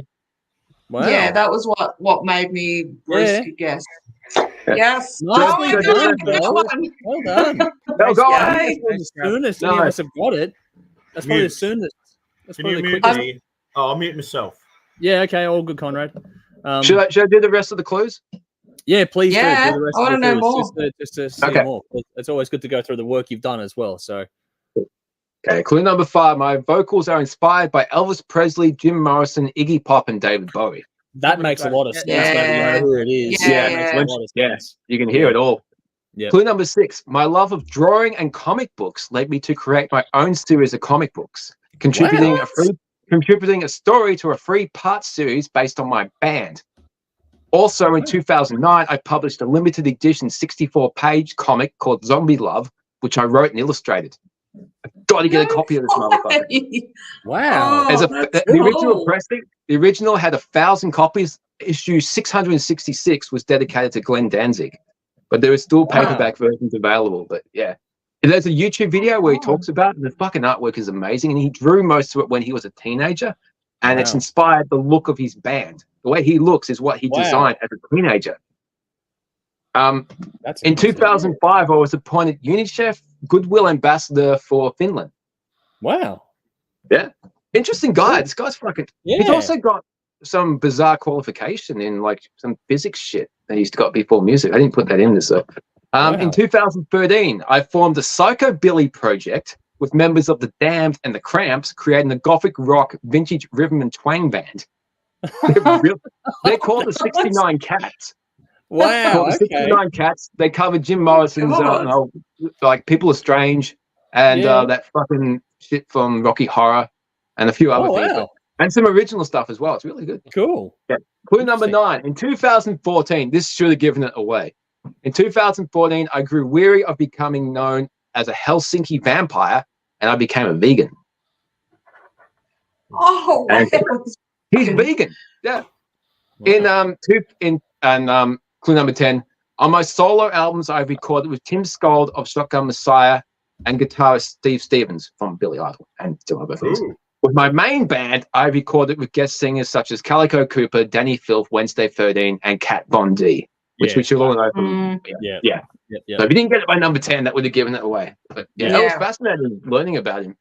I That's can't really believe that interesting. comic stuff. Yeah, that's Yeah. cool. I'm I'll find the video. check it I'll link it here because it's really fucking cool. Cool.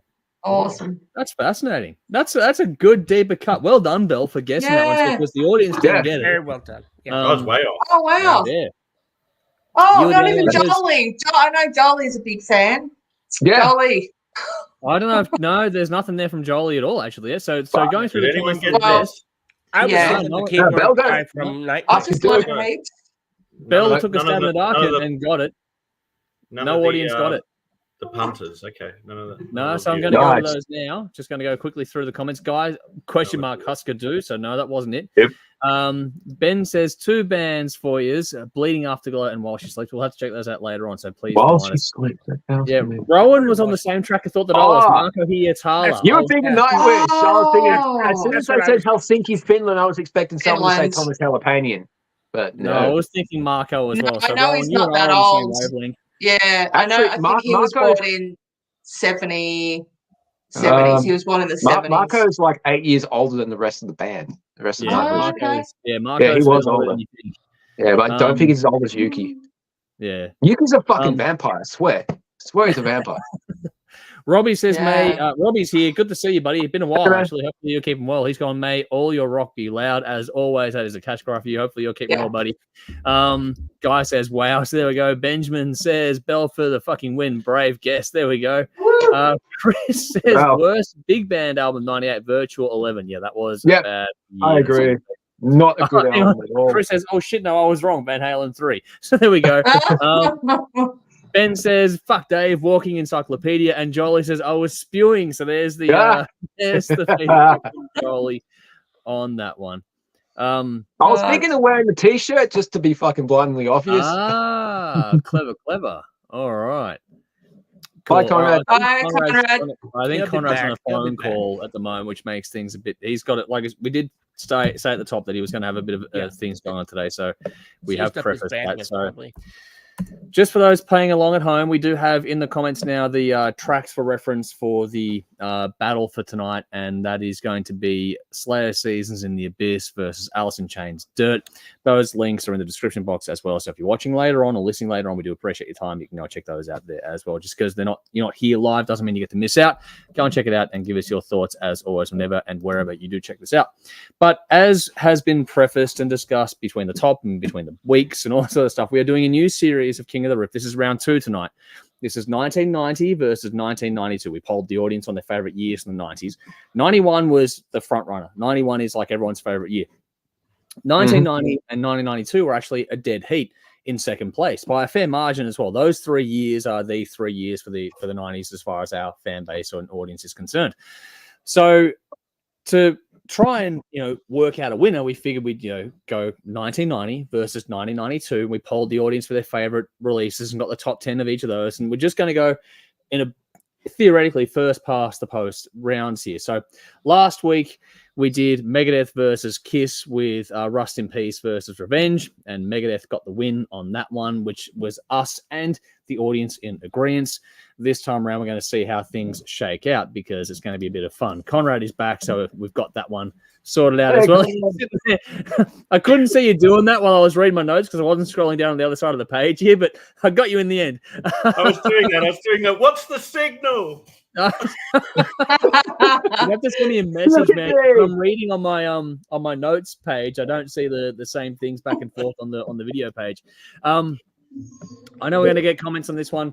The whole idea here is to go just the most popular audience choices from each of those years going up against each other in 1v1, 2v2, so on and so forth, just to sort of see how we all shake out with things. So far, us and the audience are in agreement, but it's been one round. Time to go to round 2. Quickly got some comments here. Jolie says it would have been good if you had mentioned the comics first, Dave. Back to you. Who am I? She must have known. Have known. Ben says if we have a Jolie, do you have a copy? Just wondering, does Jolie have a copy of the comics? Cool. Oh, that'd be interesting. Jolie, if you have a copy of the copy of the comics, then let us know. But yeah, Ben, hot air balloons. Okay, I'm not sure why, but maybe from the start. Chris says Seasons wins for me because it has 3 great songs compared with Dirt, which only had 2. Ooh, fighting words as far as I'm concerned. Oh, wow. Fighting words as far as I'm concerned. Anyway, Jolie says no, she does not have a copy. Oh. Right, there we go. All right. Let's get into it. Basically, the premise now. We've got the audience vote tallied up. We'll get to those things as we go through things. I've pre-drawn the random order to go which way we're going to decide this one out and why. And Belle, you get to go first. So which way are you leaning on this one to kick us off on Slayer Seasons in the Abyss versus Alice in Chains Dirt? Which way are you going? Which way am I going? All right. I'll just keep my comments brief because we've all heard these albums, right? Surely, and you must. Then what the fuck are we doing? We've reviewed them and done all sorts of stuff with them over the years. Like Dave and I have. Yeah. Who dirty afterwards, man. Hasn't? So look, it's very hard to go past. I'll start with Slayer. It's very hard to go past the Slayer album. I think it's their best. It's definitely my favorite Slayer album. It even has my favorite Slayer song on it. Which is Skeletons of Society. Yep, that's a cool song. It's a banger. It's completely chockers with Slayer's most catchy and recognizable riffs, especially their song opening riffs. They seem to specialize in those. Like if I say Dead Skin Mask, can you all just hear that? Yeah. It's just, they do that really well. Exactly. But for the most part, it's just an onslaught of thrashy goodness. Yep. These guys are so good at what they do. It's easy to see why they're in the Big Four. I've seen them a couple of times. maybe 3 times. And I think like the crowd is always insane. Yeah, it's like yes. Slayer fans. Slayer fans think Slayer just sends them into a manic state. It's just a crazy crowd. Yeah. This thing blows up my system every time, just about, possibly because you can't have it on low. You've got to crank it. I don't know. What more can I say? Slayer, doing what Slayer do and doing it to perfection. Alice in Chains, Dirt. Sadly, I don't have Dirt on record. I do. I should be able to get it re-release. I do. Like it's in one Melbourne, of those but I do. albums. Yep. Yeah, it's definitely on a. I'd love to get that and play it through my system one day list. Do you have it on? You got it on CD? I don't. Well, I sort of do. I have it on a burnt CD. Right. Yeah. I have it on a burnt CD, which is the reason I ask is having it on CD for so many years and then getting it on vinyl is confusing because for some reason down the hole is earlier on. It's not the same track listing. It's different. Oh no! I hate how. Because you're just so familiar with the CD, you buy the fucking record, and it's all different. Yeah. They did that with Whitesnake 1987. The CD and the record are different. Yeah. Anyway, in my opinion, Dirt is the best grunge album ever to come out. Wow. But that's just my opinion. But I'm probably not alone in that. I would argue you wouldn't be, Yeah, I agree with Belle. Track after awesome track, thought-provoking, clever lyrics. Alice in Chains' Dirt was on constant repeat at my place for months after its release, and years thereafter. What is it, like 30 odd years old now? It's just one of those albums that has this is where I was at this time in my life, kind of time stamp on it. You just kind of, you hear it and you just transported back to that period when it was out and you were constantly playing it. It's an all-timer. That said, I also find it quite depressive and quite drony. No, it's not particularly uplifting, and it's not trying to be, and that's okay.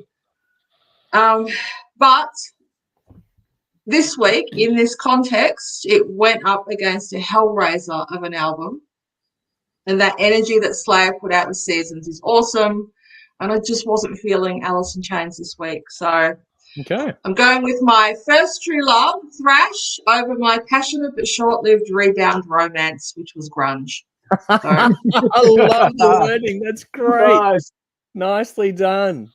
Well put, Belle. All right. We have one in the bank for Slayer, and Dave, you're up next. Right. I agree with everything Belle said. So that makes it pretty fucking easy.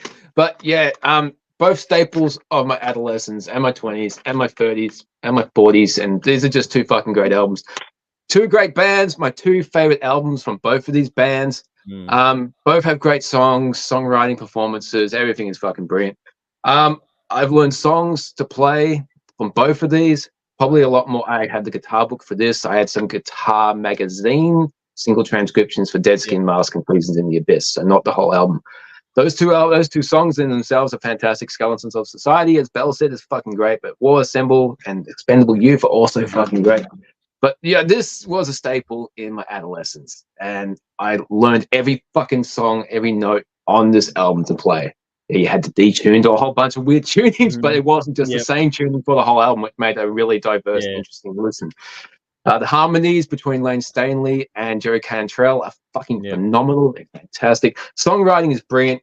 It is depressing, but unlike a lot of albums from this period that I can't go near because it does bring up a lot of bad memories, this is kind of healthy and good depression because you can come out the other end. I used to actually sleep with Wood on repeat on my stereo, very low volume, and it would play over and over. It'd be the thing that I heard going to sleep and the first thing that I'd hear going up, waking up. Fucking love that song. Yeah, Morningwood. Exactly. As a teenager, you're kind of, you're used to that. And then you feel dirt. And occasionally you might grab a rooster. Oh. But yeah. Here we go. Oh, fuck. I had to go there. But yeah. Wow. Yeah. For all the different moods, for all the different styles of music on here, it does go dark, it does go upbeat. There is a lot of different diversity. I think this is a much better listen overall than the Slayer album. I agree with Bell. It is probably the best album to come out of Seattle. I wouldn't necessarily call it grunge because while all most of the grunge people are bitching about the metal guys, these guys were hanging with the metal guys. They toured with fucking Poison. They hung out with Skid Row. They started in 1987. They were a fucking glam band. I would not even call this a grunge album. Whatever you call it, I think it's fucking great. Best album to come out of the fucking Seattle 90, that's for sure. But yeah, let's get to my pick. Alice in Chains, Dirt. Nice. All right, so one apiece. One apiece. Jeff, the floor is yours. Which way do you go? All right. Well, as always, I wrote a little dissertation here. So just let me bring that up. Go for it. All right. So, Alice in Chains, Dirt versus Slayer, Seasons in the Abyss. All right. So by the time Seasons in the Abyss came out, I was in a cover band of sorts, and we used to practice a lot of the songs that was on this album, like War Ensemble, Blood Red, Expendable Youth, Dead Skin Mass, Skeletons of Society, and of course, Seasons in the Abyss, amongst others. Almost the whole thing. Almost the whole album, yeah. This was a... Sorry to interrupt, man. I just remembered. I used to have Seasons in the Abyss as my ringtone on my phone. And one day I got woken up at like 4:30 in the morning with that fucking tritone. Like, fuck, never again. Jesus Christ. Yeah, it's a bit of a rude awakening in the fuck that. I changed it. Yeah. But so anyway, I get it. But in this album, like I said, it's a great album, and we used to play pretty much the whole album. But this was mostly because of our rhythm guitarist in the band. He was really into Slayer, and he pretty much dragged me along, mostly kicking and screaming. I was about to say, Kerry King isn't going to do it for you, is it? No. So musically, the band that I was moving towards was a more heavier, and they were a more heavy direction and stuff like that. And it was away from more the melodic prog stuff that I was bringing to the table. Yeah. And so, and this was probably one of the main reasons why me and the band, we're not seeing eye to eye musically, and they decided the time was it for me to go. And my own band, they voted me out. They kicked me out. Yeah. Yeah.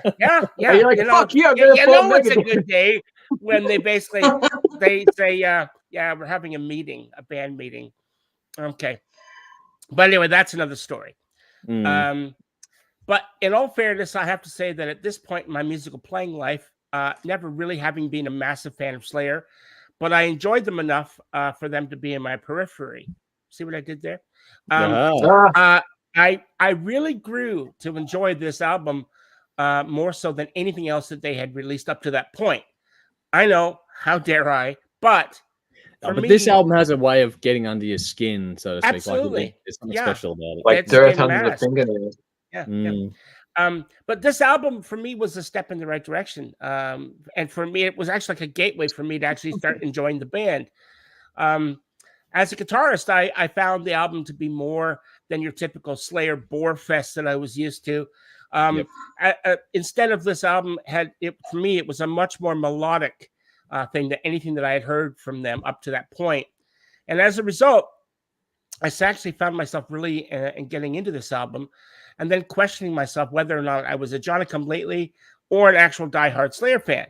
And I think actually the truth is, pretty simple. Aside from this album, I don't think I've ever been or ever will be probably a massive Slayer fan. But having said that, Seasons in the Abyss was a wake-up call for me musically, and it's an excellent album from start to finish. And then, of course, there's Alice in Chains, Dirt. Yep. Now, from the opening riffs of Them Bones, this band had me. Now, up to this point, I had only heard of Alice in Chains based on the songs We Die Young and Man in the Box from the previous album. based on heavy video rotation on Much Music, which is Canada's version of MTV. And I remember at the time people saying that this was grunge. And I'm like, I just didn't hear it. I wasn't hearing grunge at all. It was heavy metal for me. They were the metal band of the grunge era, kind of thing. Yeah, absolutely. And so I didn't really care what it was called because all I knew was I was really enjoying this. And that was it. But back to Dirt itself.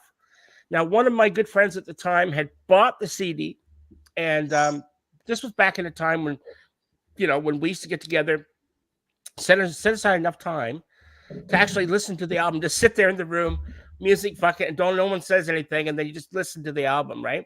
From start to finish. And that's what we did. And I remember being really into this, thinking how can people really be calling this grunge? Because I wasn't getting that. If it was grunge, just like unlike any grunge that I had ever heard. For one, there was actually real musicianship heard here. Jerry Cantrell and his amazing guitar skills are on full display here. Heavy, and melodic. It's all done on purpose. That's right. With lots and lots of groove. Then, of course, you got Lane's vocals. They're amazing. His lyrics are dark as fuck. All the ingredients for a good musical time. Bless you, Bill. I think every song on this album is done well. And I don't think that you can find a bad song here. Musically, the band was firing on all cylinders, more than my fucking car at the moment, but that is another story. Can you tell when I wrote this? God, I'm going on.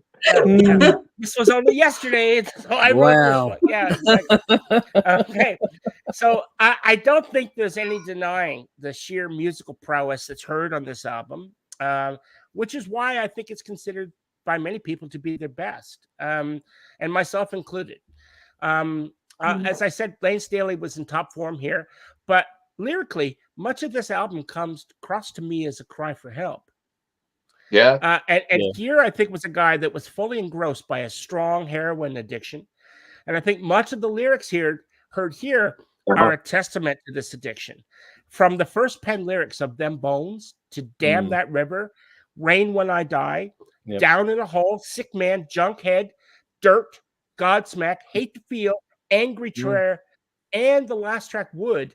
All of these are drug related. And so I don't think people should consider this, or people generally don't consider this album a concept album, but I really think it is a concept album because all of the songs deal with addiction. And so they all deal with to the point of utter despair, loss, and death, really. And the only song on the album that isn't about drug addiction is Rooster. And of course, that song is about Jerry's father and his participation in the Vietnam War. Jerry Cantrell Sr. had the nickname the Rooster because of his perceived cocky attitude. And he had hair that used to stick up on the top of his head like a rooster's comb. So that's how he earned that name. Rubber chicken. They're always fun. That's right. So anyway, are you thinking Howlin' Pace enough of Dave's sex life. This is my review. No, I'm thinking Howlin' Pace. Yeah, but all up, really, this is my favorite Alice in Chains album. And despite the heavy drug use related in the lyrical content, I would actually go so far as to say that in the annals of their discography, this is an essential listen. If you've not heard this album from start to finish, you really need to just sit in a dark room, headphones on, whatever, and just enjoy it. Really take it in. Yeah. That's right. Yeah. And while I really grew to enjoy Seasons in the Abyss, and I think it's a really good starting point for that band. If you're not into Slayer, it really was for me. That was sort of my gateway drug to them. The album would reach out in the album that I guess just to sum up, the album that I would reach for more often than between the two would be Dirt. And I think that's why, for me, it gets my vote for tonight's King of the Riff battle. So, here they come to snuff the rooster. Not going to happen. So it gets my vote. All right. So it's 1v2. So, Conrad, you have a potential to either tie it or decide it. The floor is yours now. Slayer or Alice in Chains? I mean, due to my spiritual beliefs, I refuse to listen. I refuse to listen to Slayer. I hate this band with a passion due to my spiritual beliefs. They attack everything that I basically love. So can I ask a question? Just respectful. Tom's a Christian. No. He's No? raised Catholic. He's raised Catholic. Yeah, if Catholic. If you're raised Catholic, that's enough to put you off Christianity. Yeah, fair enough. Because okay. it's religion. I don't know the I don't know the fucking distinction, so I know that he's very spiritual. It's a huge difference. And if you were raised Catholic, cool. it would probably frighten you away from Christianity. And if he was really had a faith, he wouldn't allow Kerry King to write those lyrics and he wouldn't sing them. There's no way, if that's the case. So I despise this band with a passion. However, I will not deny I know this record due to the fact I was subject to it, and musically it's stunning. Musically it's incredible. I won't deny that for a second. It is fucking a monster of a record musically, and it's a shame because I would love to enjoy it if it wasn't for the lyrical content and the imagery. I would probably thoroughly enjoy it. And if is there any actual satanic songs on it though? I know they did Black Magic on their first album. This is moving more into politics and war and shit. I was thinking about this today. Actually, is this record have any satanic content? No. Does this record have any satanic content or not? Murder, psycho killers, war, politics. There's nothing like that early stuff. It's pretty dark. It's pretty dark and depressive. Seasons in the Abyss is very religious, sort of. Yeah. So I mean, it's not as blatant as other ones. No. It's like asking a Jewish person or a black person to listen to a Nazi skinhead band. It's just which is cool. I get it. That fair enough about it. However, I'm not going to deny it's musically it's a fucking monster. It's a stunning piece of work, and it's a shame if Slayer weren't satanic at all. I'd probably enjoy them. So I can't. But therefore, I'm not going to deny it's brilliant. However, Dirt, fantastic record, very dark record, very confronting record. That heroin addiction, as we pointed out.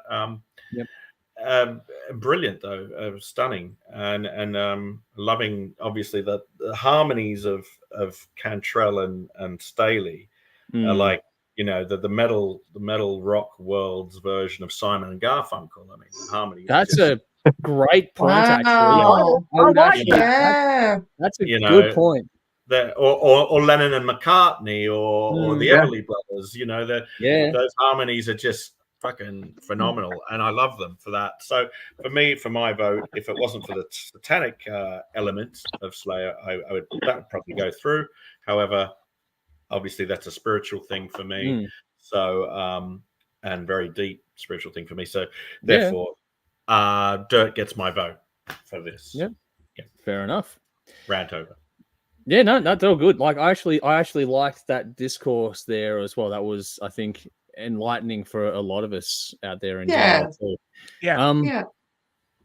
Not to fear, folks, regardless, because I would have fucking swung this thing regardless. The both of these albums, as I go last on this one, are absolutely stunning for me.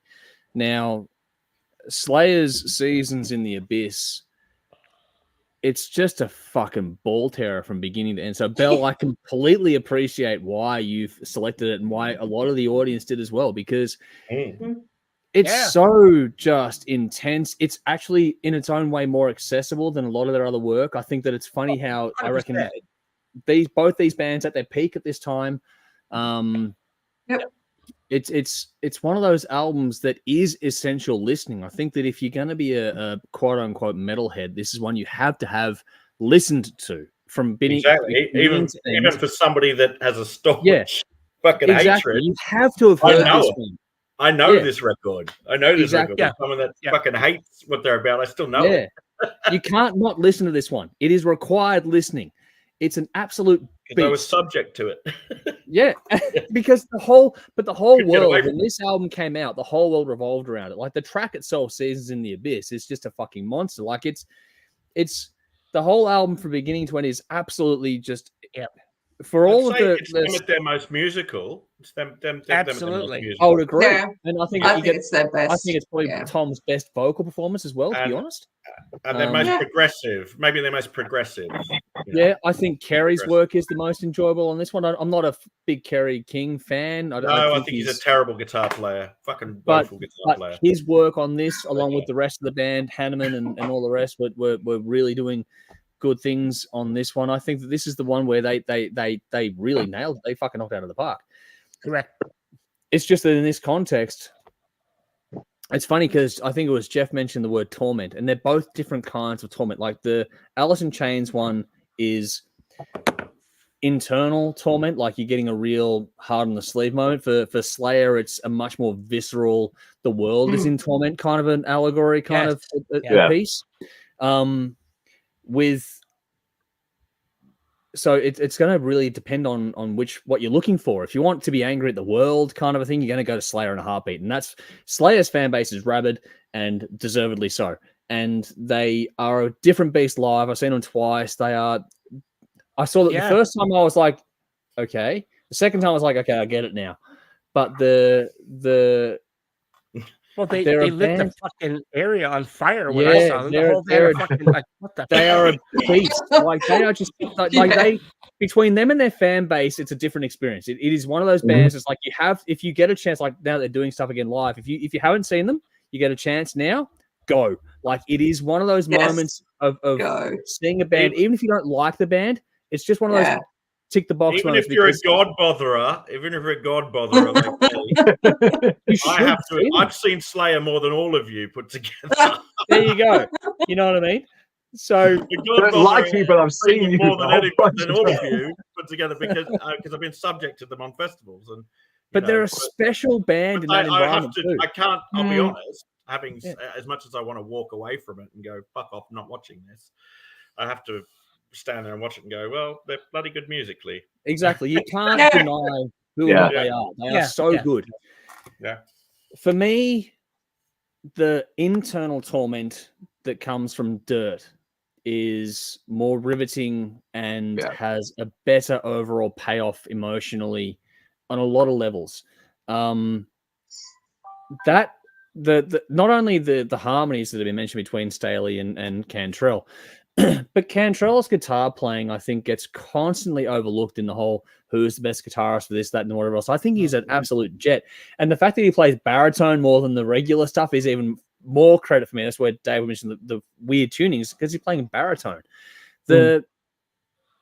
What they do to bring out the storytelling, the emotive weight of it all. I know if in context, if you're going to nitpick, it's a longer album, and if you're not a fan, it can drag. I get that, but if it locks you in, if it grabs you, it will not let you go from beginning to end. Once it gets its hooks into you, that's it, as far as I'm concerned. And it is absolutely, in my opinion, the best album of the quote unquote grunge era. I will fight about that one because it blitzes anything else the other bands did. I know that a lot of people love Soundgarden, for example. I think that Soundgarden, I loved Pearl Jam's debut album, but as they moved through things, they progressively slid away. I think in some respects, this one was Alice in Chains at their peak, and just I don't care what Pearl Jam or Soundgarden put up against it. This is going to still win for me. It's a very hard album to top. For me, it's gotten to the point where I was a huge Metallica obsessive when I was younger.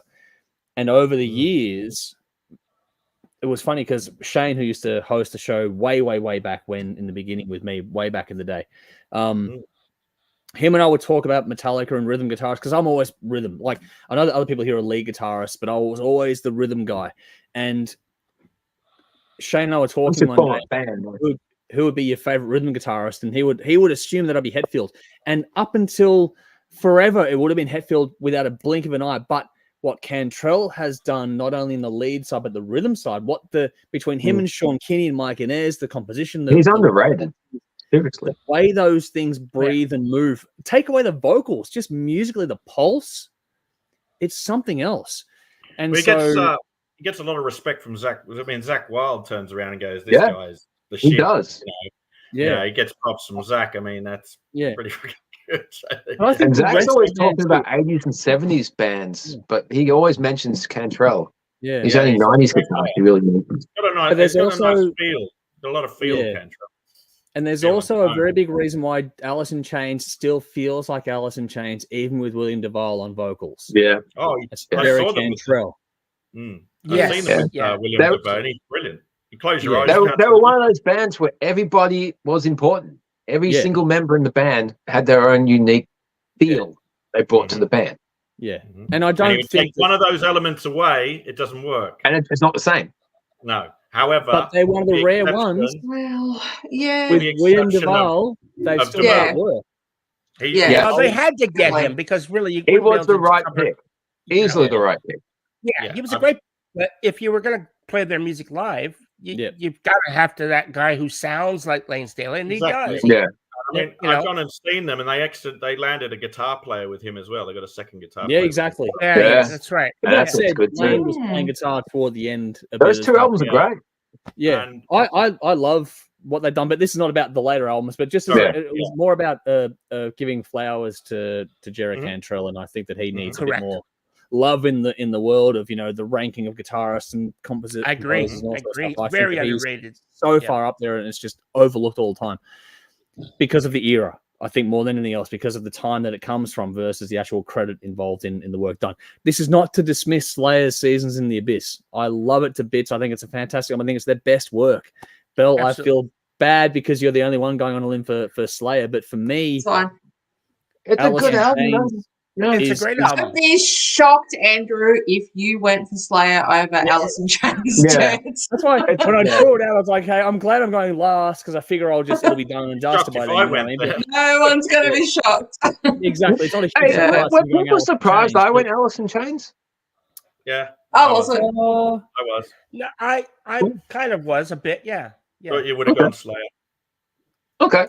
Interesting. No, I think that Andrew knows because we've been doing the show for 10 fucking years. He knows my thoughts on Alice in Chains more than the rest by a long way. You've always been a bigger appreciator of Alice in Chains more so than Slayer. Yeah, I think musically knowing you, musically speaking to you, I think that Alice in Chains is more in your wheelhouse than Slayer is because it'll speak to you emotionally and on the guitar work, not just on the rest. It's more progressive, like you said. There's more to it than Slayer is great. But there's I fucking love that. That's my favorite Slayer album. It's fantastic. But put it up against Dirt, and personally, Dirt's going to win. As far as I'm concerned, Kerry King can't play his way of a wet paper bag, but Jeff Hanneman. To be fair to Kerry King, that solo in Seasons in the Abyss is fucking great. Yeah, but it's literally just pitch diving and pulling back. Yeah, it's a really good solo is Hanneman. That said, what he does works for Seasons in the Abyss. It does. Yeah. That title track, the solo in that is fantastic.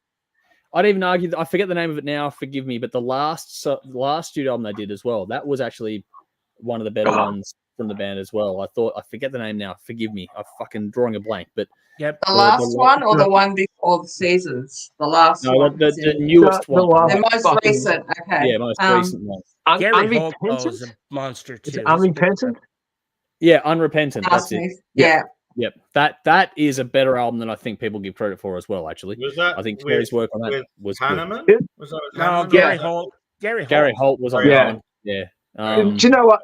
As an avid purchaser of Guitar World, there was a time when Kerry King did a monthly column in Guitar World as a guitar lesson. He would go over his songs and his technique, and people could write letters into him. And this kid writes into Kerry King and says, I brought one of your CDs to my guitar teacher. And the cunt was so much of a pussy that he didn't have the balls to say he didn't know what you were doing. He couldn't transcribe your song. And Kerry King's response was, your guitar teacher is right. I don't know what I'm doing.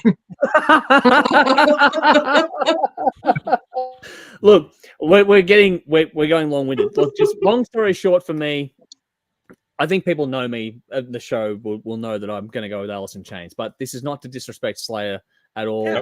Seasons in the Abyss is a monster album. I just think that for me, it's going up against an album, two bands at their peak. I think one beats the other one just because there's more emotive depth to it for me that I can latch on to as a person. It is comparing apples to oranges on this. It is. This whole thing's going to be that. This whole thing is going to be too. What the fuck are we doing? I love that. I love that. Interesting matchups for the next 8 weeks. It's stupid Where fun. else would you get that kind of matchup? You would never consider it in your, I wouldn't anyway. Bunch of stupid fun. Just because we have an opinion and there's a winner doesn't mean the album's going to cease to exist. Yeah. It's still cool. It's okay. Yeah. And this is the whole thing about, again, this is coming from someone who gets fucking upset. I know, but all these albums are voted into the top 10 of each of their years. Like in all the ones we do, these are the top 10 albums voted by the audience. This is number 2. This was number 2 from 1990. The audience's choice. So yeah. And a lot of fucking great albums came out this year. These are number 2. Yeah, that says a lot. Yeah. Now, just for record, so we've done this one. Alice in Chains beats Slayer this time around for this context. Now, this does tie in again with the audience. So the audience went 2/3 to 1, roughly speaking. My math isn't great, Bell. You can do the percentages if you want, but it's about 2/3 of the vote, roughly, went with Alice in Chains to Slayer. Maybe a bit higher than that. I thought it would have gone the other way. No, it was actually a bit of a surprise for me as well that, the audience still went with Alice in Chains. So we are in lockstep with the audience so far all the way through. So it is 1-1 now, which is good. So it's 1 apiece for 1990 versus 1992, which is the whole point of this. Next week, we have more fun because next week is Judas Priest Painkiller versus Iron Maiden Fear of the Dark. You know what? That's actually a really fucking easy battle. It's going to be interesting. We'll see what happens. I can't wait for polling. Yep. Easy. Audience polling is going to be fun. I guarantee that's going to be fun. Yeah. That's if you want to spoil it, the Iron Maiden battle isn't online, is it? Because the spoiler is in what we did before. Yeah. At least we won't get those comments like, "Oh, why are you putting these two against each other?" There, we're going to get those. We're going to get those. That's what it is. We don't have to explain that anymore. Well, I promise. Maiden versus Priest will go down until fucking 3,005. I'll be keeping an eye on Threads. I'm off Threads. I'm off Threads. I'm off Threads. I'm off Threads and I'm on heroin. I've been listening to George Alice and Chains. Before we get out of here. Yeah. I'm going to move on. What do we got here? So, what do we got here? Quickly, Chris said in 98, Sydney Entertainment Centre, front row, right in front of Hanneman, bruised ribs and so worth it. So there we go. Oh, yeah. I was there, dude. I was there. That's cool. No, it wasn't it the Horden? No, the Horden was like early, like 94 or 95. Okay, sorry, I don't think I was there. Carry on. You Sydney I was there. No, I wasn't. All right, what do we got? Simon says, "Who's going to Snotfest?" Well, none of us here apparently. It's happening right now, so no. My mate's there. He's sending photos. Rowan says, "Another pair of new albums to me. Wow. Okay, I gave them a few listens each and started to pick up on some memorable bits here and there, but won't ever voluntarily listen to either of them again." So that seems like your bag, Rowan. Yeah, no, I knowing Rowan's taste, that makes sense. Do you know what I'd like to know what you think, Rowan? I'd like to know what you think about Incubus and Science. That'd be interesting. I'd be interested. Reverse homework for Rowan. Yes, reverse homework. I still have to listen to Devin Townsend. I can't remember the album though. I'm sorry, Rowan. I'll dig it up for you. That's all good. Simon, again, I don't know if I mentioned before, but good to see you. How do they call it Snotfest without them on the bill? That is interesting because there's a comparison to Ozfest, for example, with no Ozzy Osbourne. So it's not like it's a precedent. It's been done before. I think it makes sense for them building a brand. We'll see how things shake out in the longer term. It may not work. It may. Who knows? Well, they're doing it the following year, aren't they? They're doing it the following year. So So they're on it more years, but at the same time, this is not the first time they haven't appeared on it either. This is not the first time they've done this. Okay. So the best thing they could do is not play in their own festival, as far as I'm concerned. So good luck. I was waiting for that. Rowan says, the second best thing they could do is fuck off their turntable player and their two percussionists. They might actually be a good band. He's going to love you. All right. Now, Rowan says, so I'm going to choose based on which was the best album cover. Wait, they both have awful album art. Looking for the Netflix pair. So there we go. Interesting trivia. The artist of the Slayer cover art was born in Melbourne. Oh, wow. There you go. Didn't know that from you. Wow. That's cool. Vinny says Slayer are a good tension release, like a toxic cleanse, such as its impact when you're feeling angsty and anarchic. Or anarchic? Yeah. Okay, cool. Nice. Yeah, good venting albums. For me, Vulgar Display of Power is one of those. Yeah. No, actually, Cowboys from Hell. Cowboys from Hell more than. No, both, Cowboys. man. Yeah. And I used the first, well, not the first three, but the three, yeah, you know what I mean. Yeah. Cowboys is edgier, I think. Yeah. I think Cowboys just has more More fucking hostile. I mean, fuck. No. What are we doing? yeah. I don't know. Art of Shredding, man. Fuck. Cool. Hang on, wasn't fucking hostile on Vulgar? I think so. That's on Vulgar. Yeah, it's on Vulgar. Those two albums, either way, you'll be fucking feeling better for me. You'll be good. Yeah. That were my get shit off your chest. Guy says, what do you not drive, Jeff? A car, apparently. A Bel Air. There we go. Excellent analysis from Guy. I was married in a Slayer t-shirt, but gonna roll with Bones on this one. Wow. There you go. No. Are you still married? Dude. Well, that's there cool. you go. Ben says, so Slayer is like a fucking good enema. I wouldn't know. I've never had one. A musical enema. Again, play that don't next know. solo, Kerry. Yeah, Michael says, I thought panel would go Alice, but think audience would go Slayer. So waiting to see how the letter plays out. Neither of my favorites don't dislike either. Well, we both agreed in the end. Yeah. Michael says, wow, audience went Alice in Chains. Yeah, about 2/3 to 1. Michael says Slayer fans right at the start claimed them as their favorite band in the same way Metallica fans did. They are a different breed. They are really that whole era was something special when you look back in history. I think as years go on. Rowan says Incubus Science. I'm on it. So there we go. There's one from Rowan. Oh, and Vinny says the ABBA Gold album released some tension also for me, especially Agnetha back in the day. Grr. Oh shit! Wow. Vinny. Of course. All right. That does it for this week. We're gonna go through final comments in a second, but before we do that, let's go to the bin. Like I said, next week is Judas Priest Painkiller versus Iron Maiden Fear of the Dark, album 3 versus album 3, and we're gonna go through and have a lot of fun after this one as the weeks roll on as well. I think the week after is gonna be interesting too, but more on that later on. But for now, the bin. Dave, what are you putting in the bin this week? Alrighty, so long-term viewers that are still around from when we were on, well, we're still on TV, but when we did basically what we do now on TV in like 2016, 2017, knew that at that time I recently stopped working for Big W, my long-term employers, and I never missed a shot at taking a shot at them and putting them in the bin once I was no longer confined by the social media clause in the contract. I got a lot of shit off my chest. I'm sure Andrew remembers that. Yep. Well, they're back. I got a letter. Oh wow! Registered mail, no less. Dear Dave. Basically, it says, at Woolworths, the parent company of Big W, we pride team culture and we respect our employees and blah blah fucking blah. And we're really sorry, but we underpaid everybody their long service entitlements. So please accept. Please accept our payment, including interest on back pay, for $4.20. Oh my god! Probably costs more to send the fucking thing. Exactly. I registered post. So $4.20. 16 years of my life, I work for these cunts. That works out to less than 2 cents a week.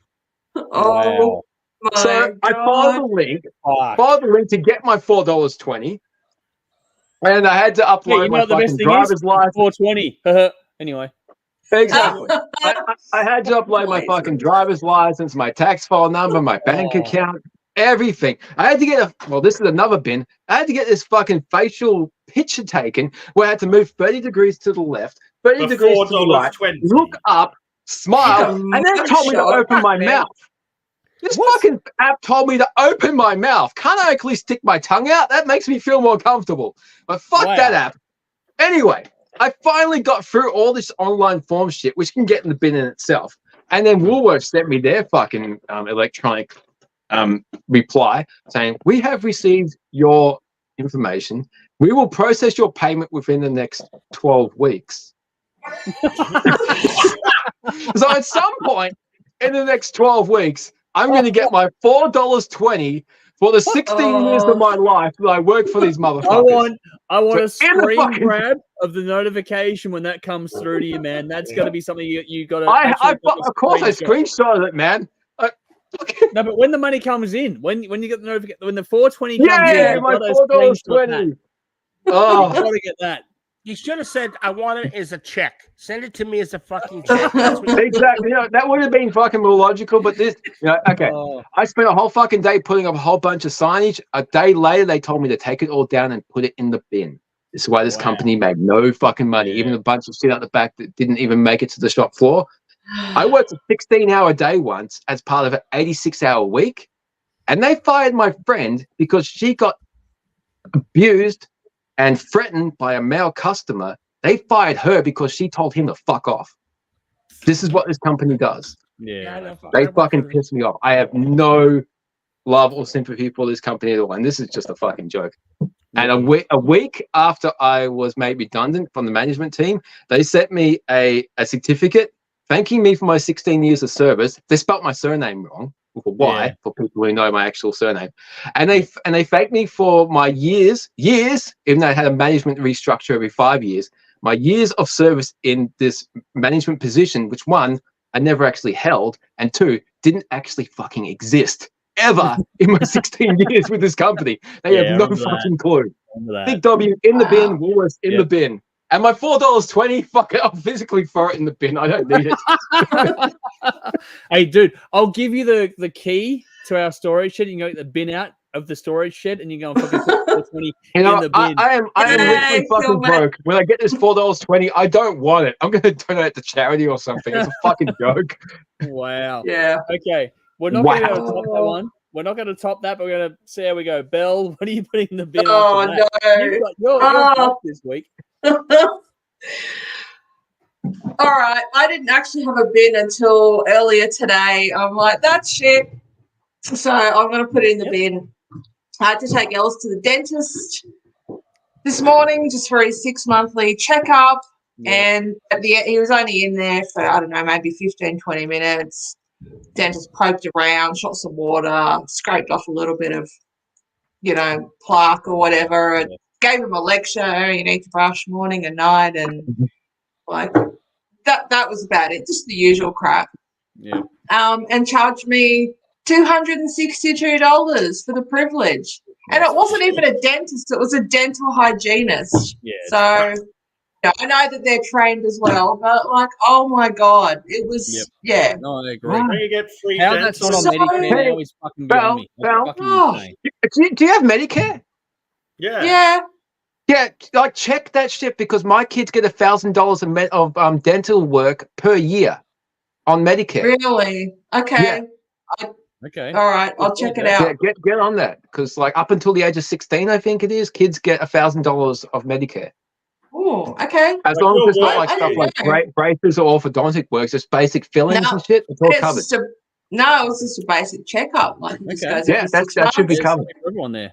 Cool. Yeah, if they didn't ask you if you were on Medicare, they should be. That's fucked. Is that just for anyone, or is that like? Yeah, and anyone on Medicare going to a dentist with kids. Okay. Yeah, they should be asking.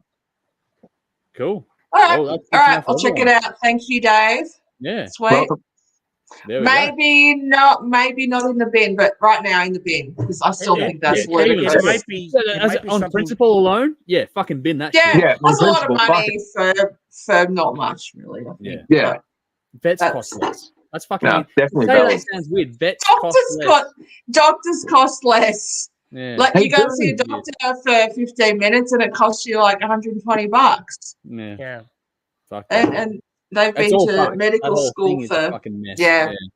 The dentist failed medical school. What else can I do? Oh, I'll stick things in people's mouths. I'll become a dentist. We're going to end there. All right, Jeff, over to you. What are you putting in the bin? Well, just in regards to that dentist thing, that might be because, Dave, it could be the fact that they're bulk billed where you go. Yeah, so that may be if it's bulk billed, it may be, otherwise you pay out of your pocket. So I don't know. look into We'll that. see. But check it out. Fingers crossed. And regards to the Dave's payment thing with Woolies, I think I got some notification in an email as well because I worked for them for 15 years. I know all about the cunts. To this day I refuse to buy anything. It's Kohl's for me. I don't care how much Kohl's charges me. I go to Kohl's. I drive out of my way. There's a Woolworths around the corner. I drive to the other side of fucking town to go to Kohl's. So Woolies can get fucked. But you know, I was a manager there for years and years and years. I had enough of that shit. Fresh food people, my ass. Oh man, I think we could both go on and on about that fucking I'm company. sure we could. We should. We bonded over other things. That could be something else as well. Yeah. But look, my thing in the bin this week is just got to be, you know, I don't want to throw my car in the bin because I need it. But like, what the fuck is going on? Yeah, I'm I all get it. good. I'm good. Drive me. I'm driving. Talk to you, dude. Where's my engine? And shift my gears. And then, change my oil. Yeah, exactly, man. Like, what is it? Christine? What a good movie that was. Do you guys know what a mechaphile is? Yes. Yeah. No, I'm not a mechaphile. Let's put it that sure? I'm positive. I mean, I've heard of plushies. I've said fuck you to it many times, but I didn't mean it personally. Not literally. You know. Not literally. So but like I said, I don't like to talk too loud because the cunt can hear me. But I'm not going to start tomorrow, no matter how gently you turn my. That's right. The thing is, I'm going to fucking struggle to get you home, and then the next day. Push me. What's wrong? What are you talking about? Yeah, after I've made phone calls, I've talked to fucking mechanics. I'm like, I'll bring it down. Touch my exhaust pipe. Yeah, and then it doesn't. Wow.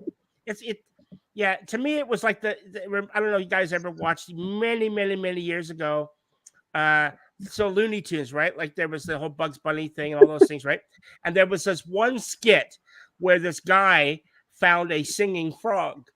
And, and it would sing, and every time he took it, like he just sat there, like that's my fucking car. Exactly. Wow. He only performs to you and nobody else. That's right. Anybody else who pops the hood, there's no problem. What are you talking about? It's fine. Yeah. Exactly. So anyway, but that's Anyway, I'm hoping it's nothing. Maybe a storm in the teacup. But I don't know. Yeah, fingers crossed, man. I've already spent enough money on that. Yeah. And I don't care if it hears me. Fuck you. I've had enough. Punts cost money, man. They do. Oh fuck! Here we go. All right, on to Conrad. Yes. Yeah, please. How much does your punt cost?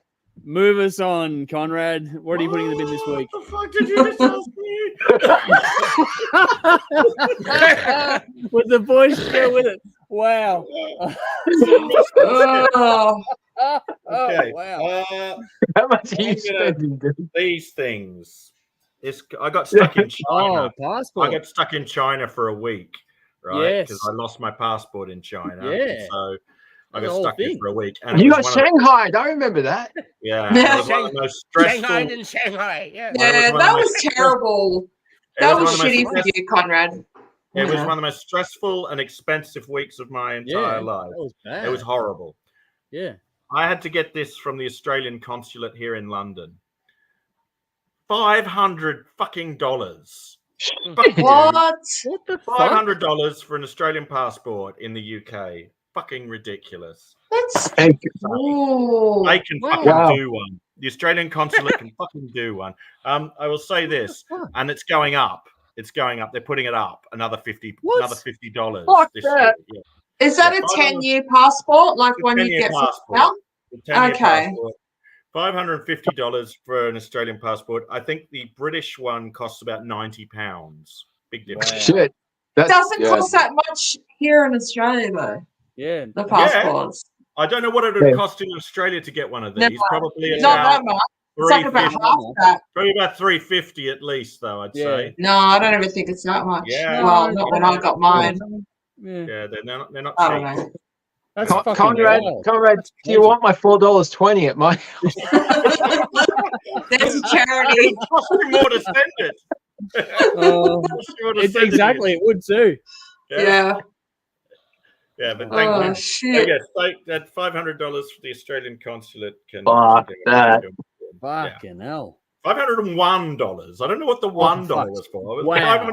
$501.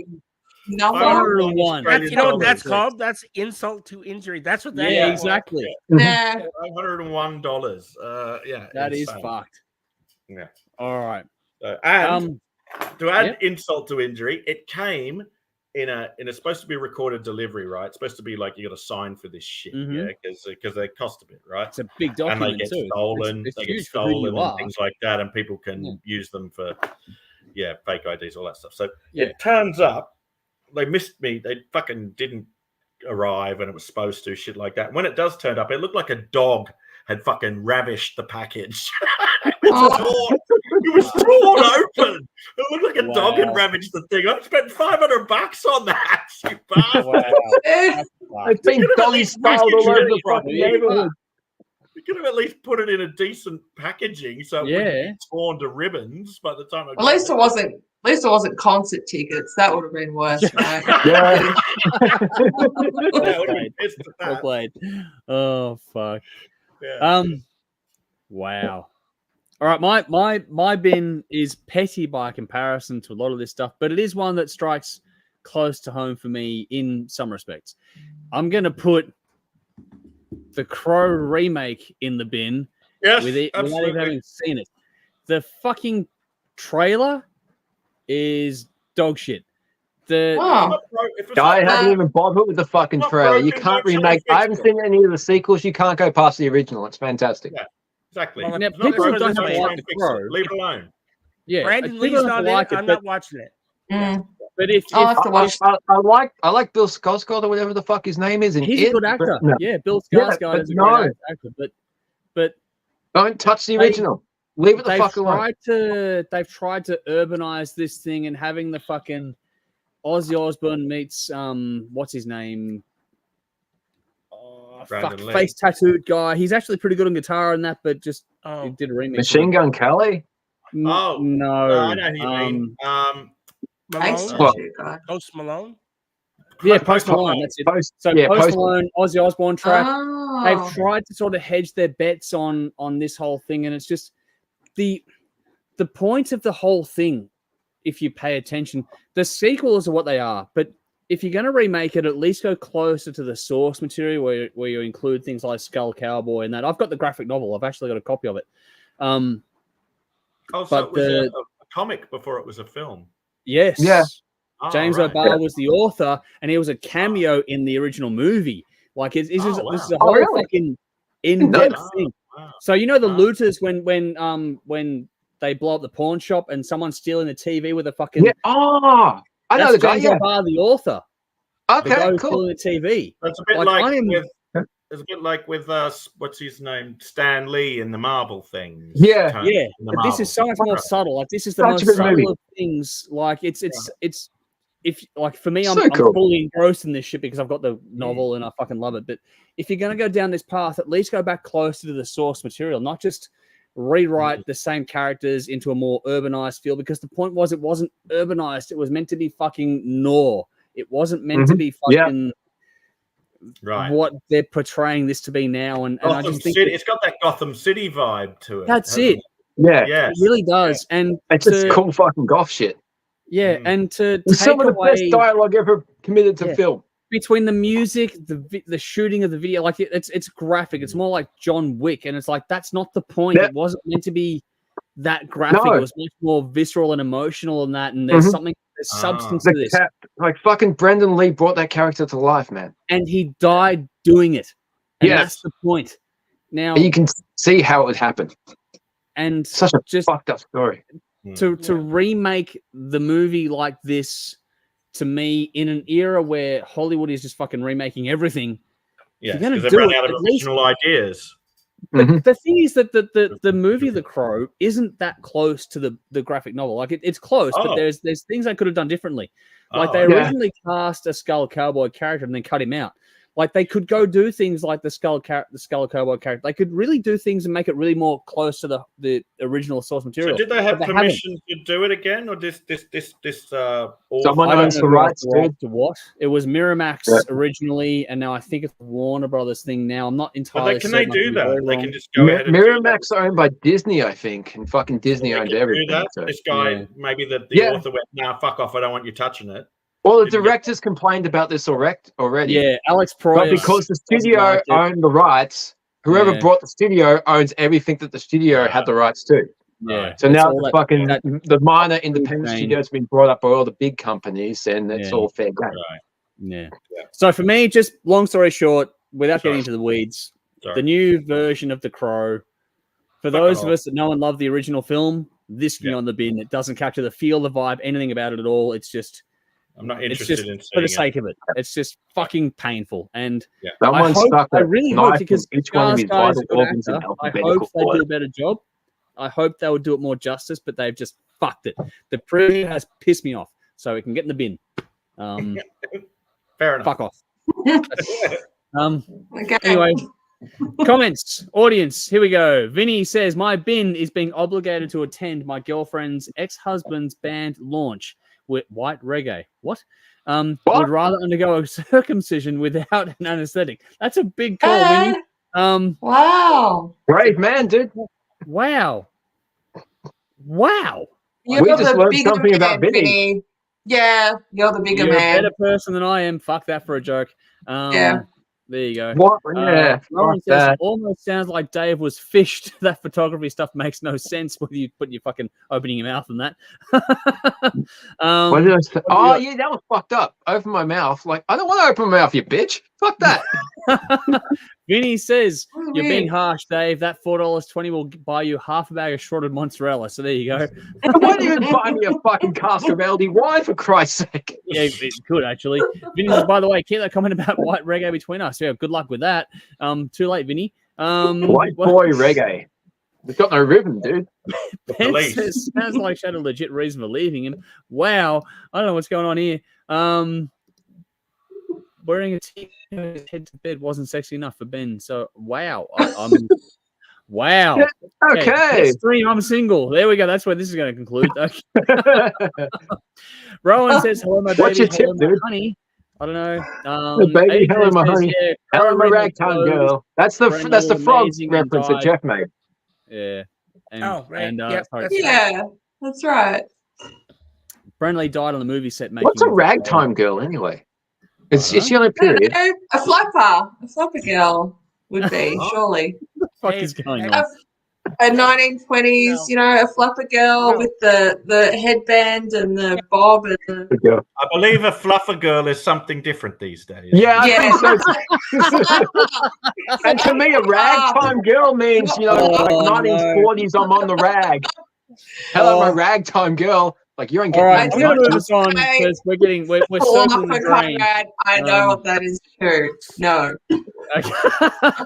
Anyway, Michael says, in the bin, insurance companies raising premiums by ridiculous amounts for some customers and not as much for others that are dodgy and unregulated in Australia and that can get in the bin. That has fucked up the Bendigo Hotel, for example. That can definitely go in the bin. That's the industry. Agree. Adrian says, I have The Crow on DVD, one of my favorite movies. It is a special place. Me too. I got it on Blu-ray. Hollywood is running out of ideas when they really, really shouldn't. I don't know how. No, this day and age, we've got fucking YouTube. Why aren't younger kids making movies and just putting it on YouTube? You got all the tools right there. I think we were killed for this shit in the independent cinema in the 90s. It will happen. It will happen. It will happen. It's been 15 fucking years. It will happen. I reckon it will happen. Think the boat's out, man. TikTok wins with their 60-second video. We are a very slow-moving species. Got to think about that. We are very, very slow. No, TikTok killed it with a 60-second short attention span shit. Yeah. What's scary is that The Crow that's over 30 years ago. It is. The Crow was 95, man. 94. 94. That was 94. At least 94. May 93. He died in 93. Yeah, at least 94. But they released it in 94. I was so pissed. I was fucking 14. I couldn't get in because I was 15, so I had to sneak in because I'm a fucking rebel. Because they introduced MA. You could not get into an MA unless you were 15. I went. There was nothing kept me out of there because I loved Brandon Lee before that movie, so I was going that one. Well, Showdown Little Tokyo Town was fucking cool, but yeah, that was great. I've even got a copy region locked of Laser Mission on fucking region locked DVD. That's never seen it, dude. It's not a good movie, but it was one of those ones where if you're going to pay homage to a career, you have it. Was it Rapid Fire as well? I'm movie nerding out. Great with Powers Booth and that in it. That was a good one too. Yeah. Anyway, Ben says I've been to sleep with worse things on in my head before, so there we go. Vinny says on a happier note, watch the teaser trailer to the new Aliens movie Romulus. That looks cool. It's showing comparisons to the original Alien with Darkness and Horror. That does look very cool. I don't know. There's been enough fucking alien movies. There's been enough aliens movies. Because they've all sucked. Never enough. No. That one looks okay, I'm curious. I'll give it a go. But that fucking what was that? Prometheus. That was terrible. That was shit. It was terrible. Yeah. I liked it. Covenant. I like that one. The prequel. That was unnecessary. I'm thinking of Covenant. Covenant was even worse. Prometheus, and then it went Covenant on, was cool. Yeah. I liked it. Prometheus is crap. I don't think I've seen Covenant. Covenant. You got to just watch the original three. Like Covenant Alien and Aliens. Anima. Yeah. The original three are the best. I agree. I like Resurrection. That was actually pretty cool. If you like that, Alien and Aliens, different movies. No, I didn't like that. Aliens rules. That's the fucking best of the bunch. Can't go past that one. 1 and 2. That's all you need. Yeah. All right. Jolie says, haven't seen The Crow, old or new, yet to do that. I'll be interested to see this one. We'll go back. Yes, Jolie. I'm glad you admitted that. You got to see the first one first. I didn't Don't see the remake. What's the original? It's not so fucking I don't think it's Shame aged as well as it on could me have done. that I haven't. Yeah. It hasn't aged as well as it could have done, but the soundtrack alone. Yeah, it has. I watched it a couple of weeks ago. That's one of my favorite soundtracks of all time, too. Like, Nine Tails covering Dead Souls is fucking amazing. Like, it's just wow. Like, that whole soundtrack. It's got, like, the fucking Cure is in it as well. The Cure, yep. Yeah. It's a great fucking movie. Yeah, great one. And I feel like a little worm with a big fucking hook. I can't go past that one. Boy, I bet your mom must be damn proud of you. Anyway, we're gonna quote this thing to the morphine is bad for Michael you. Says, Vinny, I'm sure they could accommodate you at Dave's ball waxing party. So there we go. That's happening, dude. And I've decided I'm getting the blue racks so we can pretend to be Smurfs. Okay, that shit's happening. That's an image no one needs. That's a whole different meaning of blue balls, Dave. That's a whole different meaning. I went with Smurfs, dude. Smurfs, not blue balls. Anyway, Vinny says, Autobots. What colour do you think balls do you think Smurfs have? Of course, Smurfs have blue balls. Smurfs don't have balls. There's one female in the whole Smurf village. No, Smurfs are asexual. No, they're not. They have one female, and she ain't walking all that funny. No, she's a town bike. That's not working hard enough. Yeah, she can still walk properly. Sure. Anyway, oh shit. Nicole says, Mark, you're 93 out of mortgage. Thanks for reminding me of my age. Ben says, everyone underestimate the stupidity ability of the human race. Well, that's true. As you see it. See right here. Put me to sleep. Sally says, thanks. Michael says, think Crow better in cinema than on TV. Possibly. But also have to see if it pops up on the Asta or somewhere. There we go for Jolie. Jolie says, looking forward to the weekend.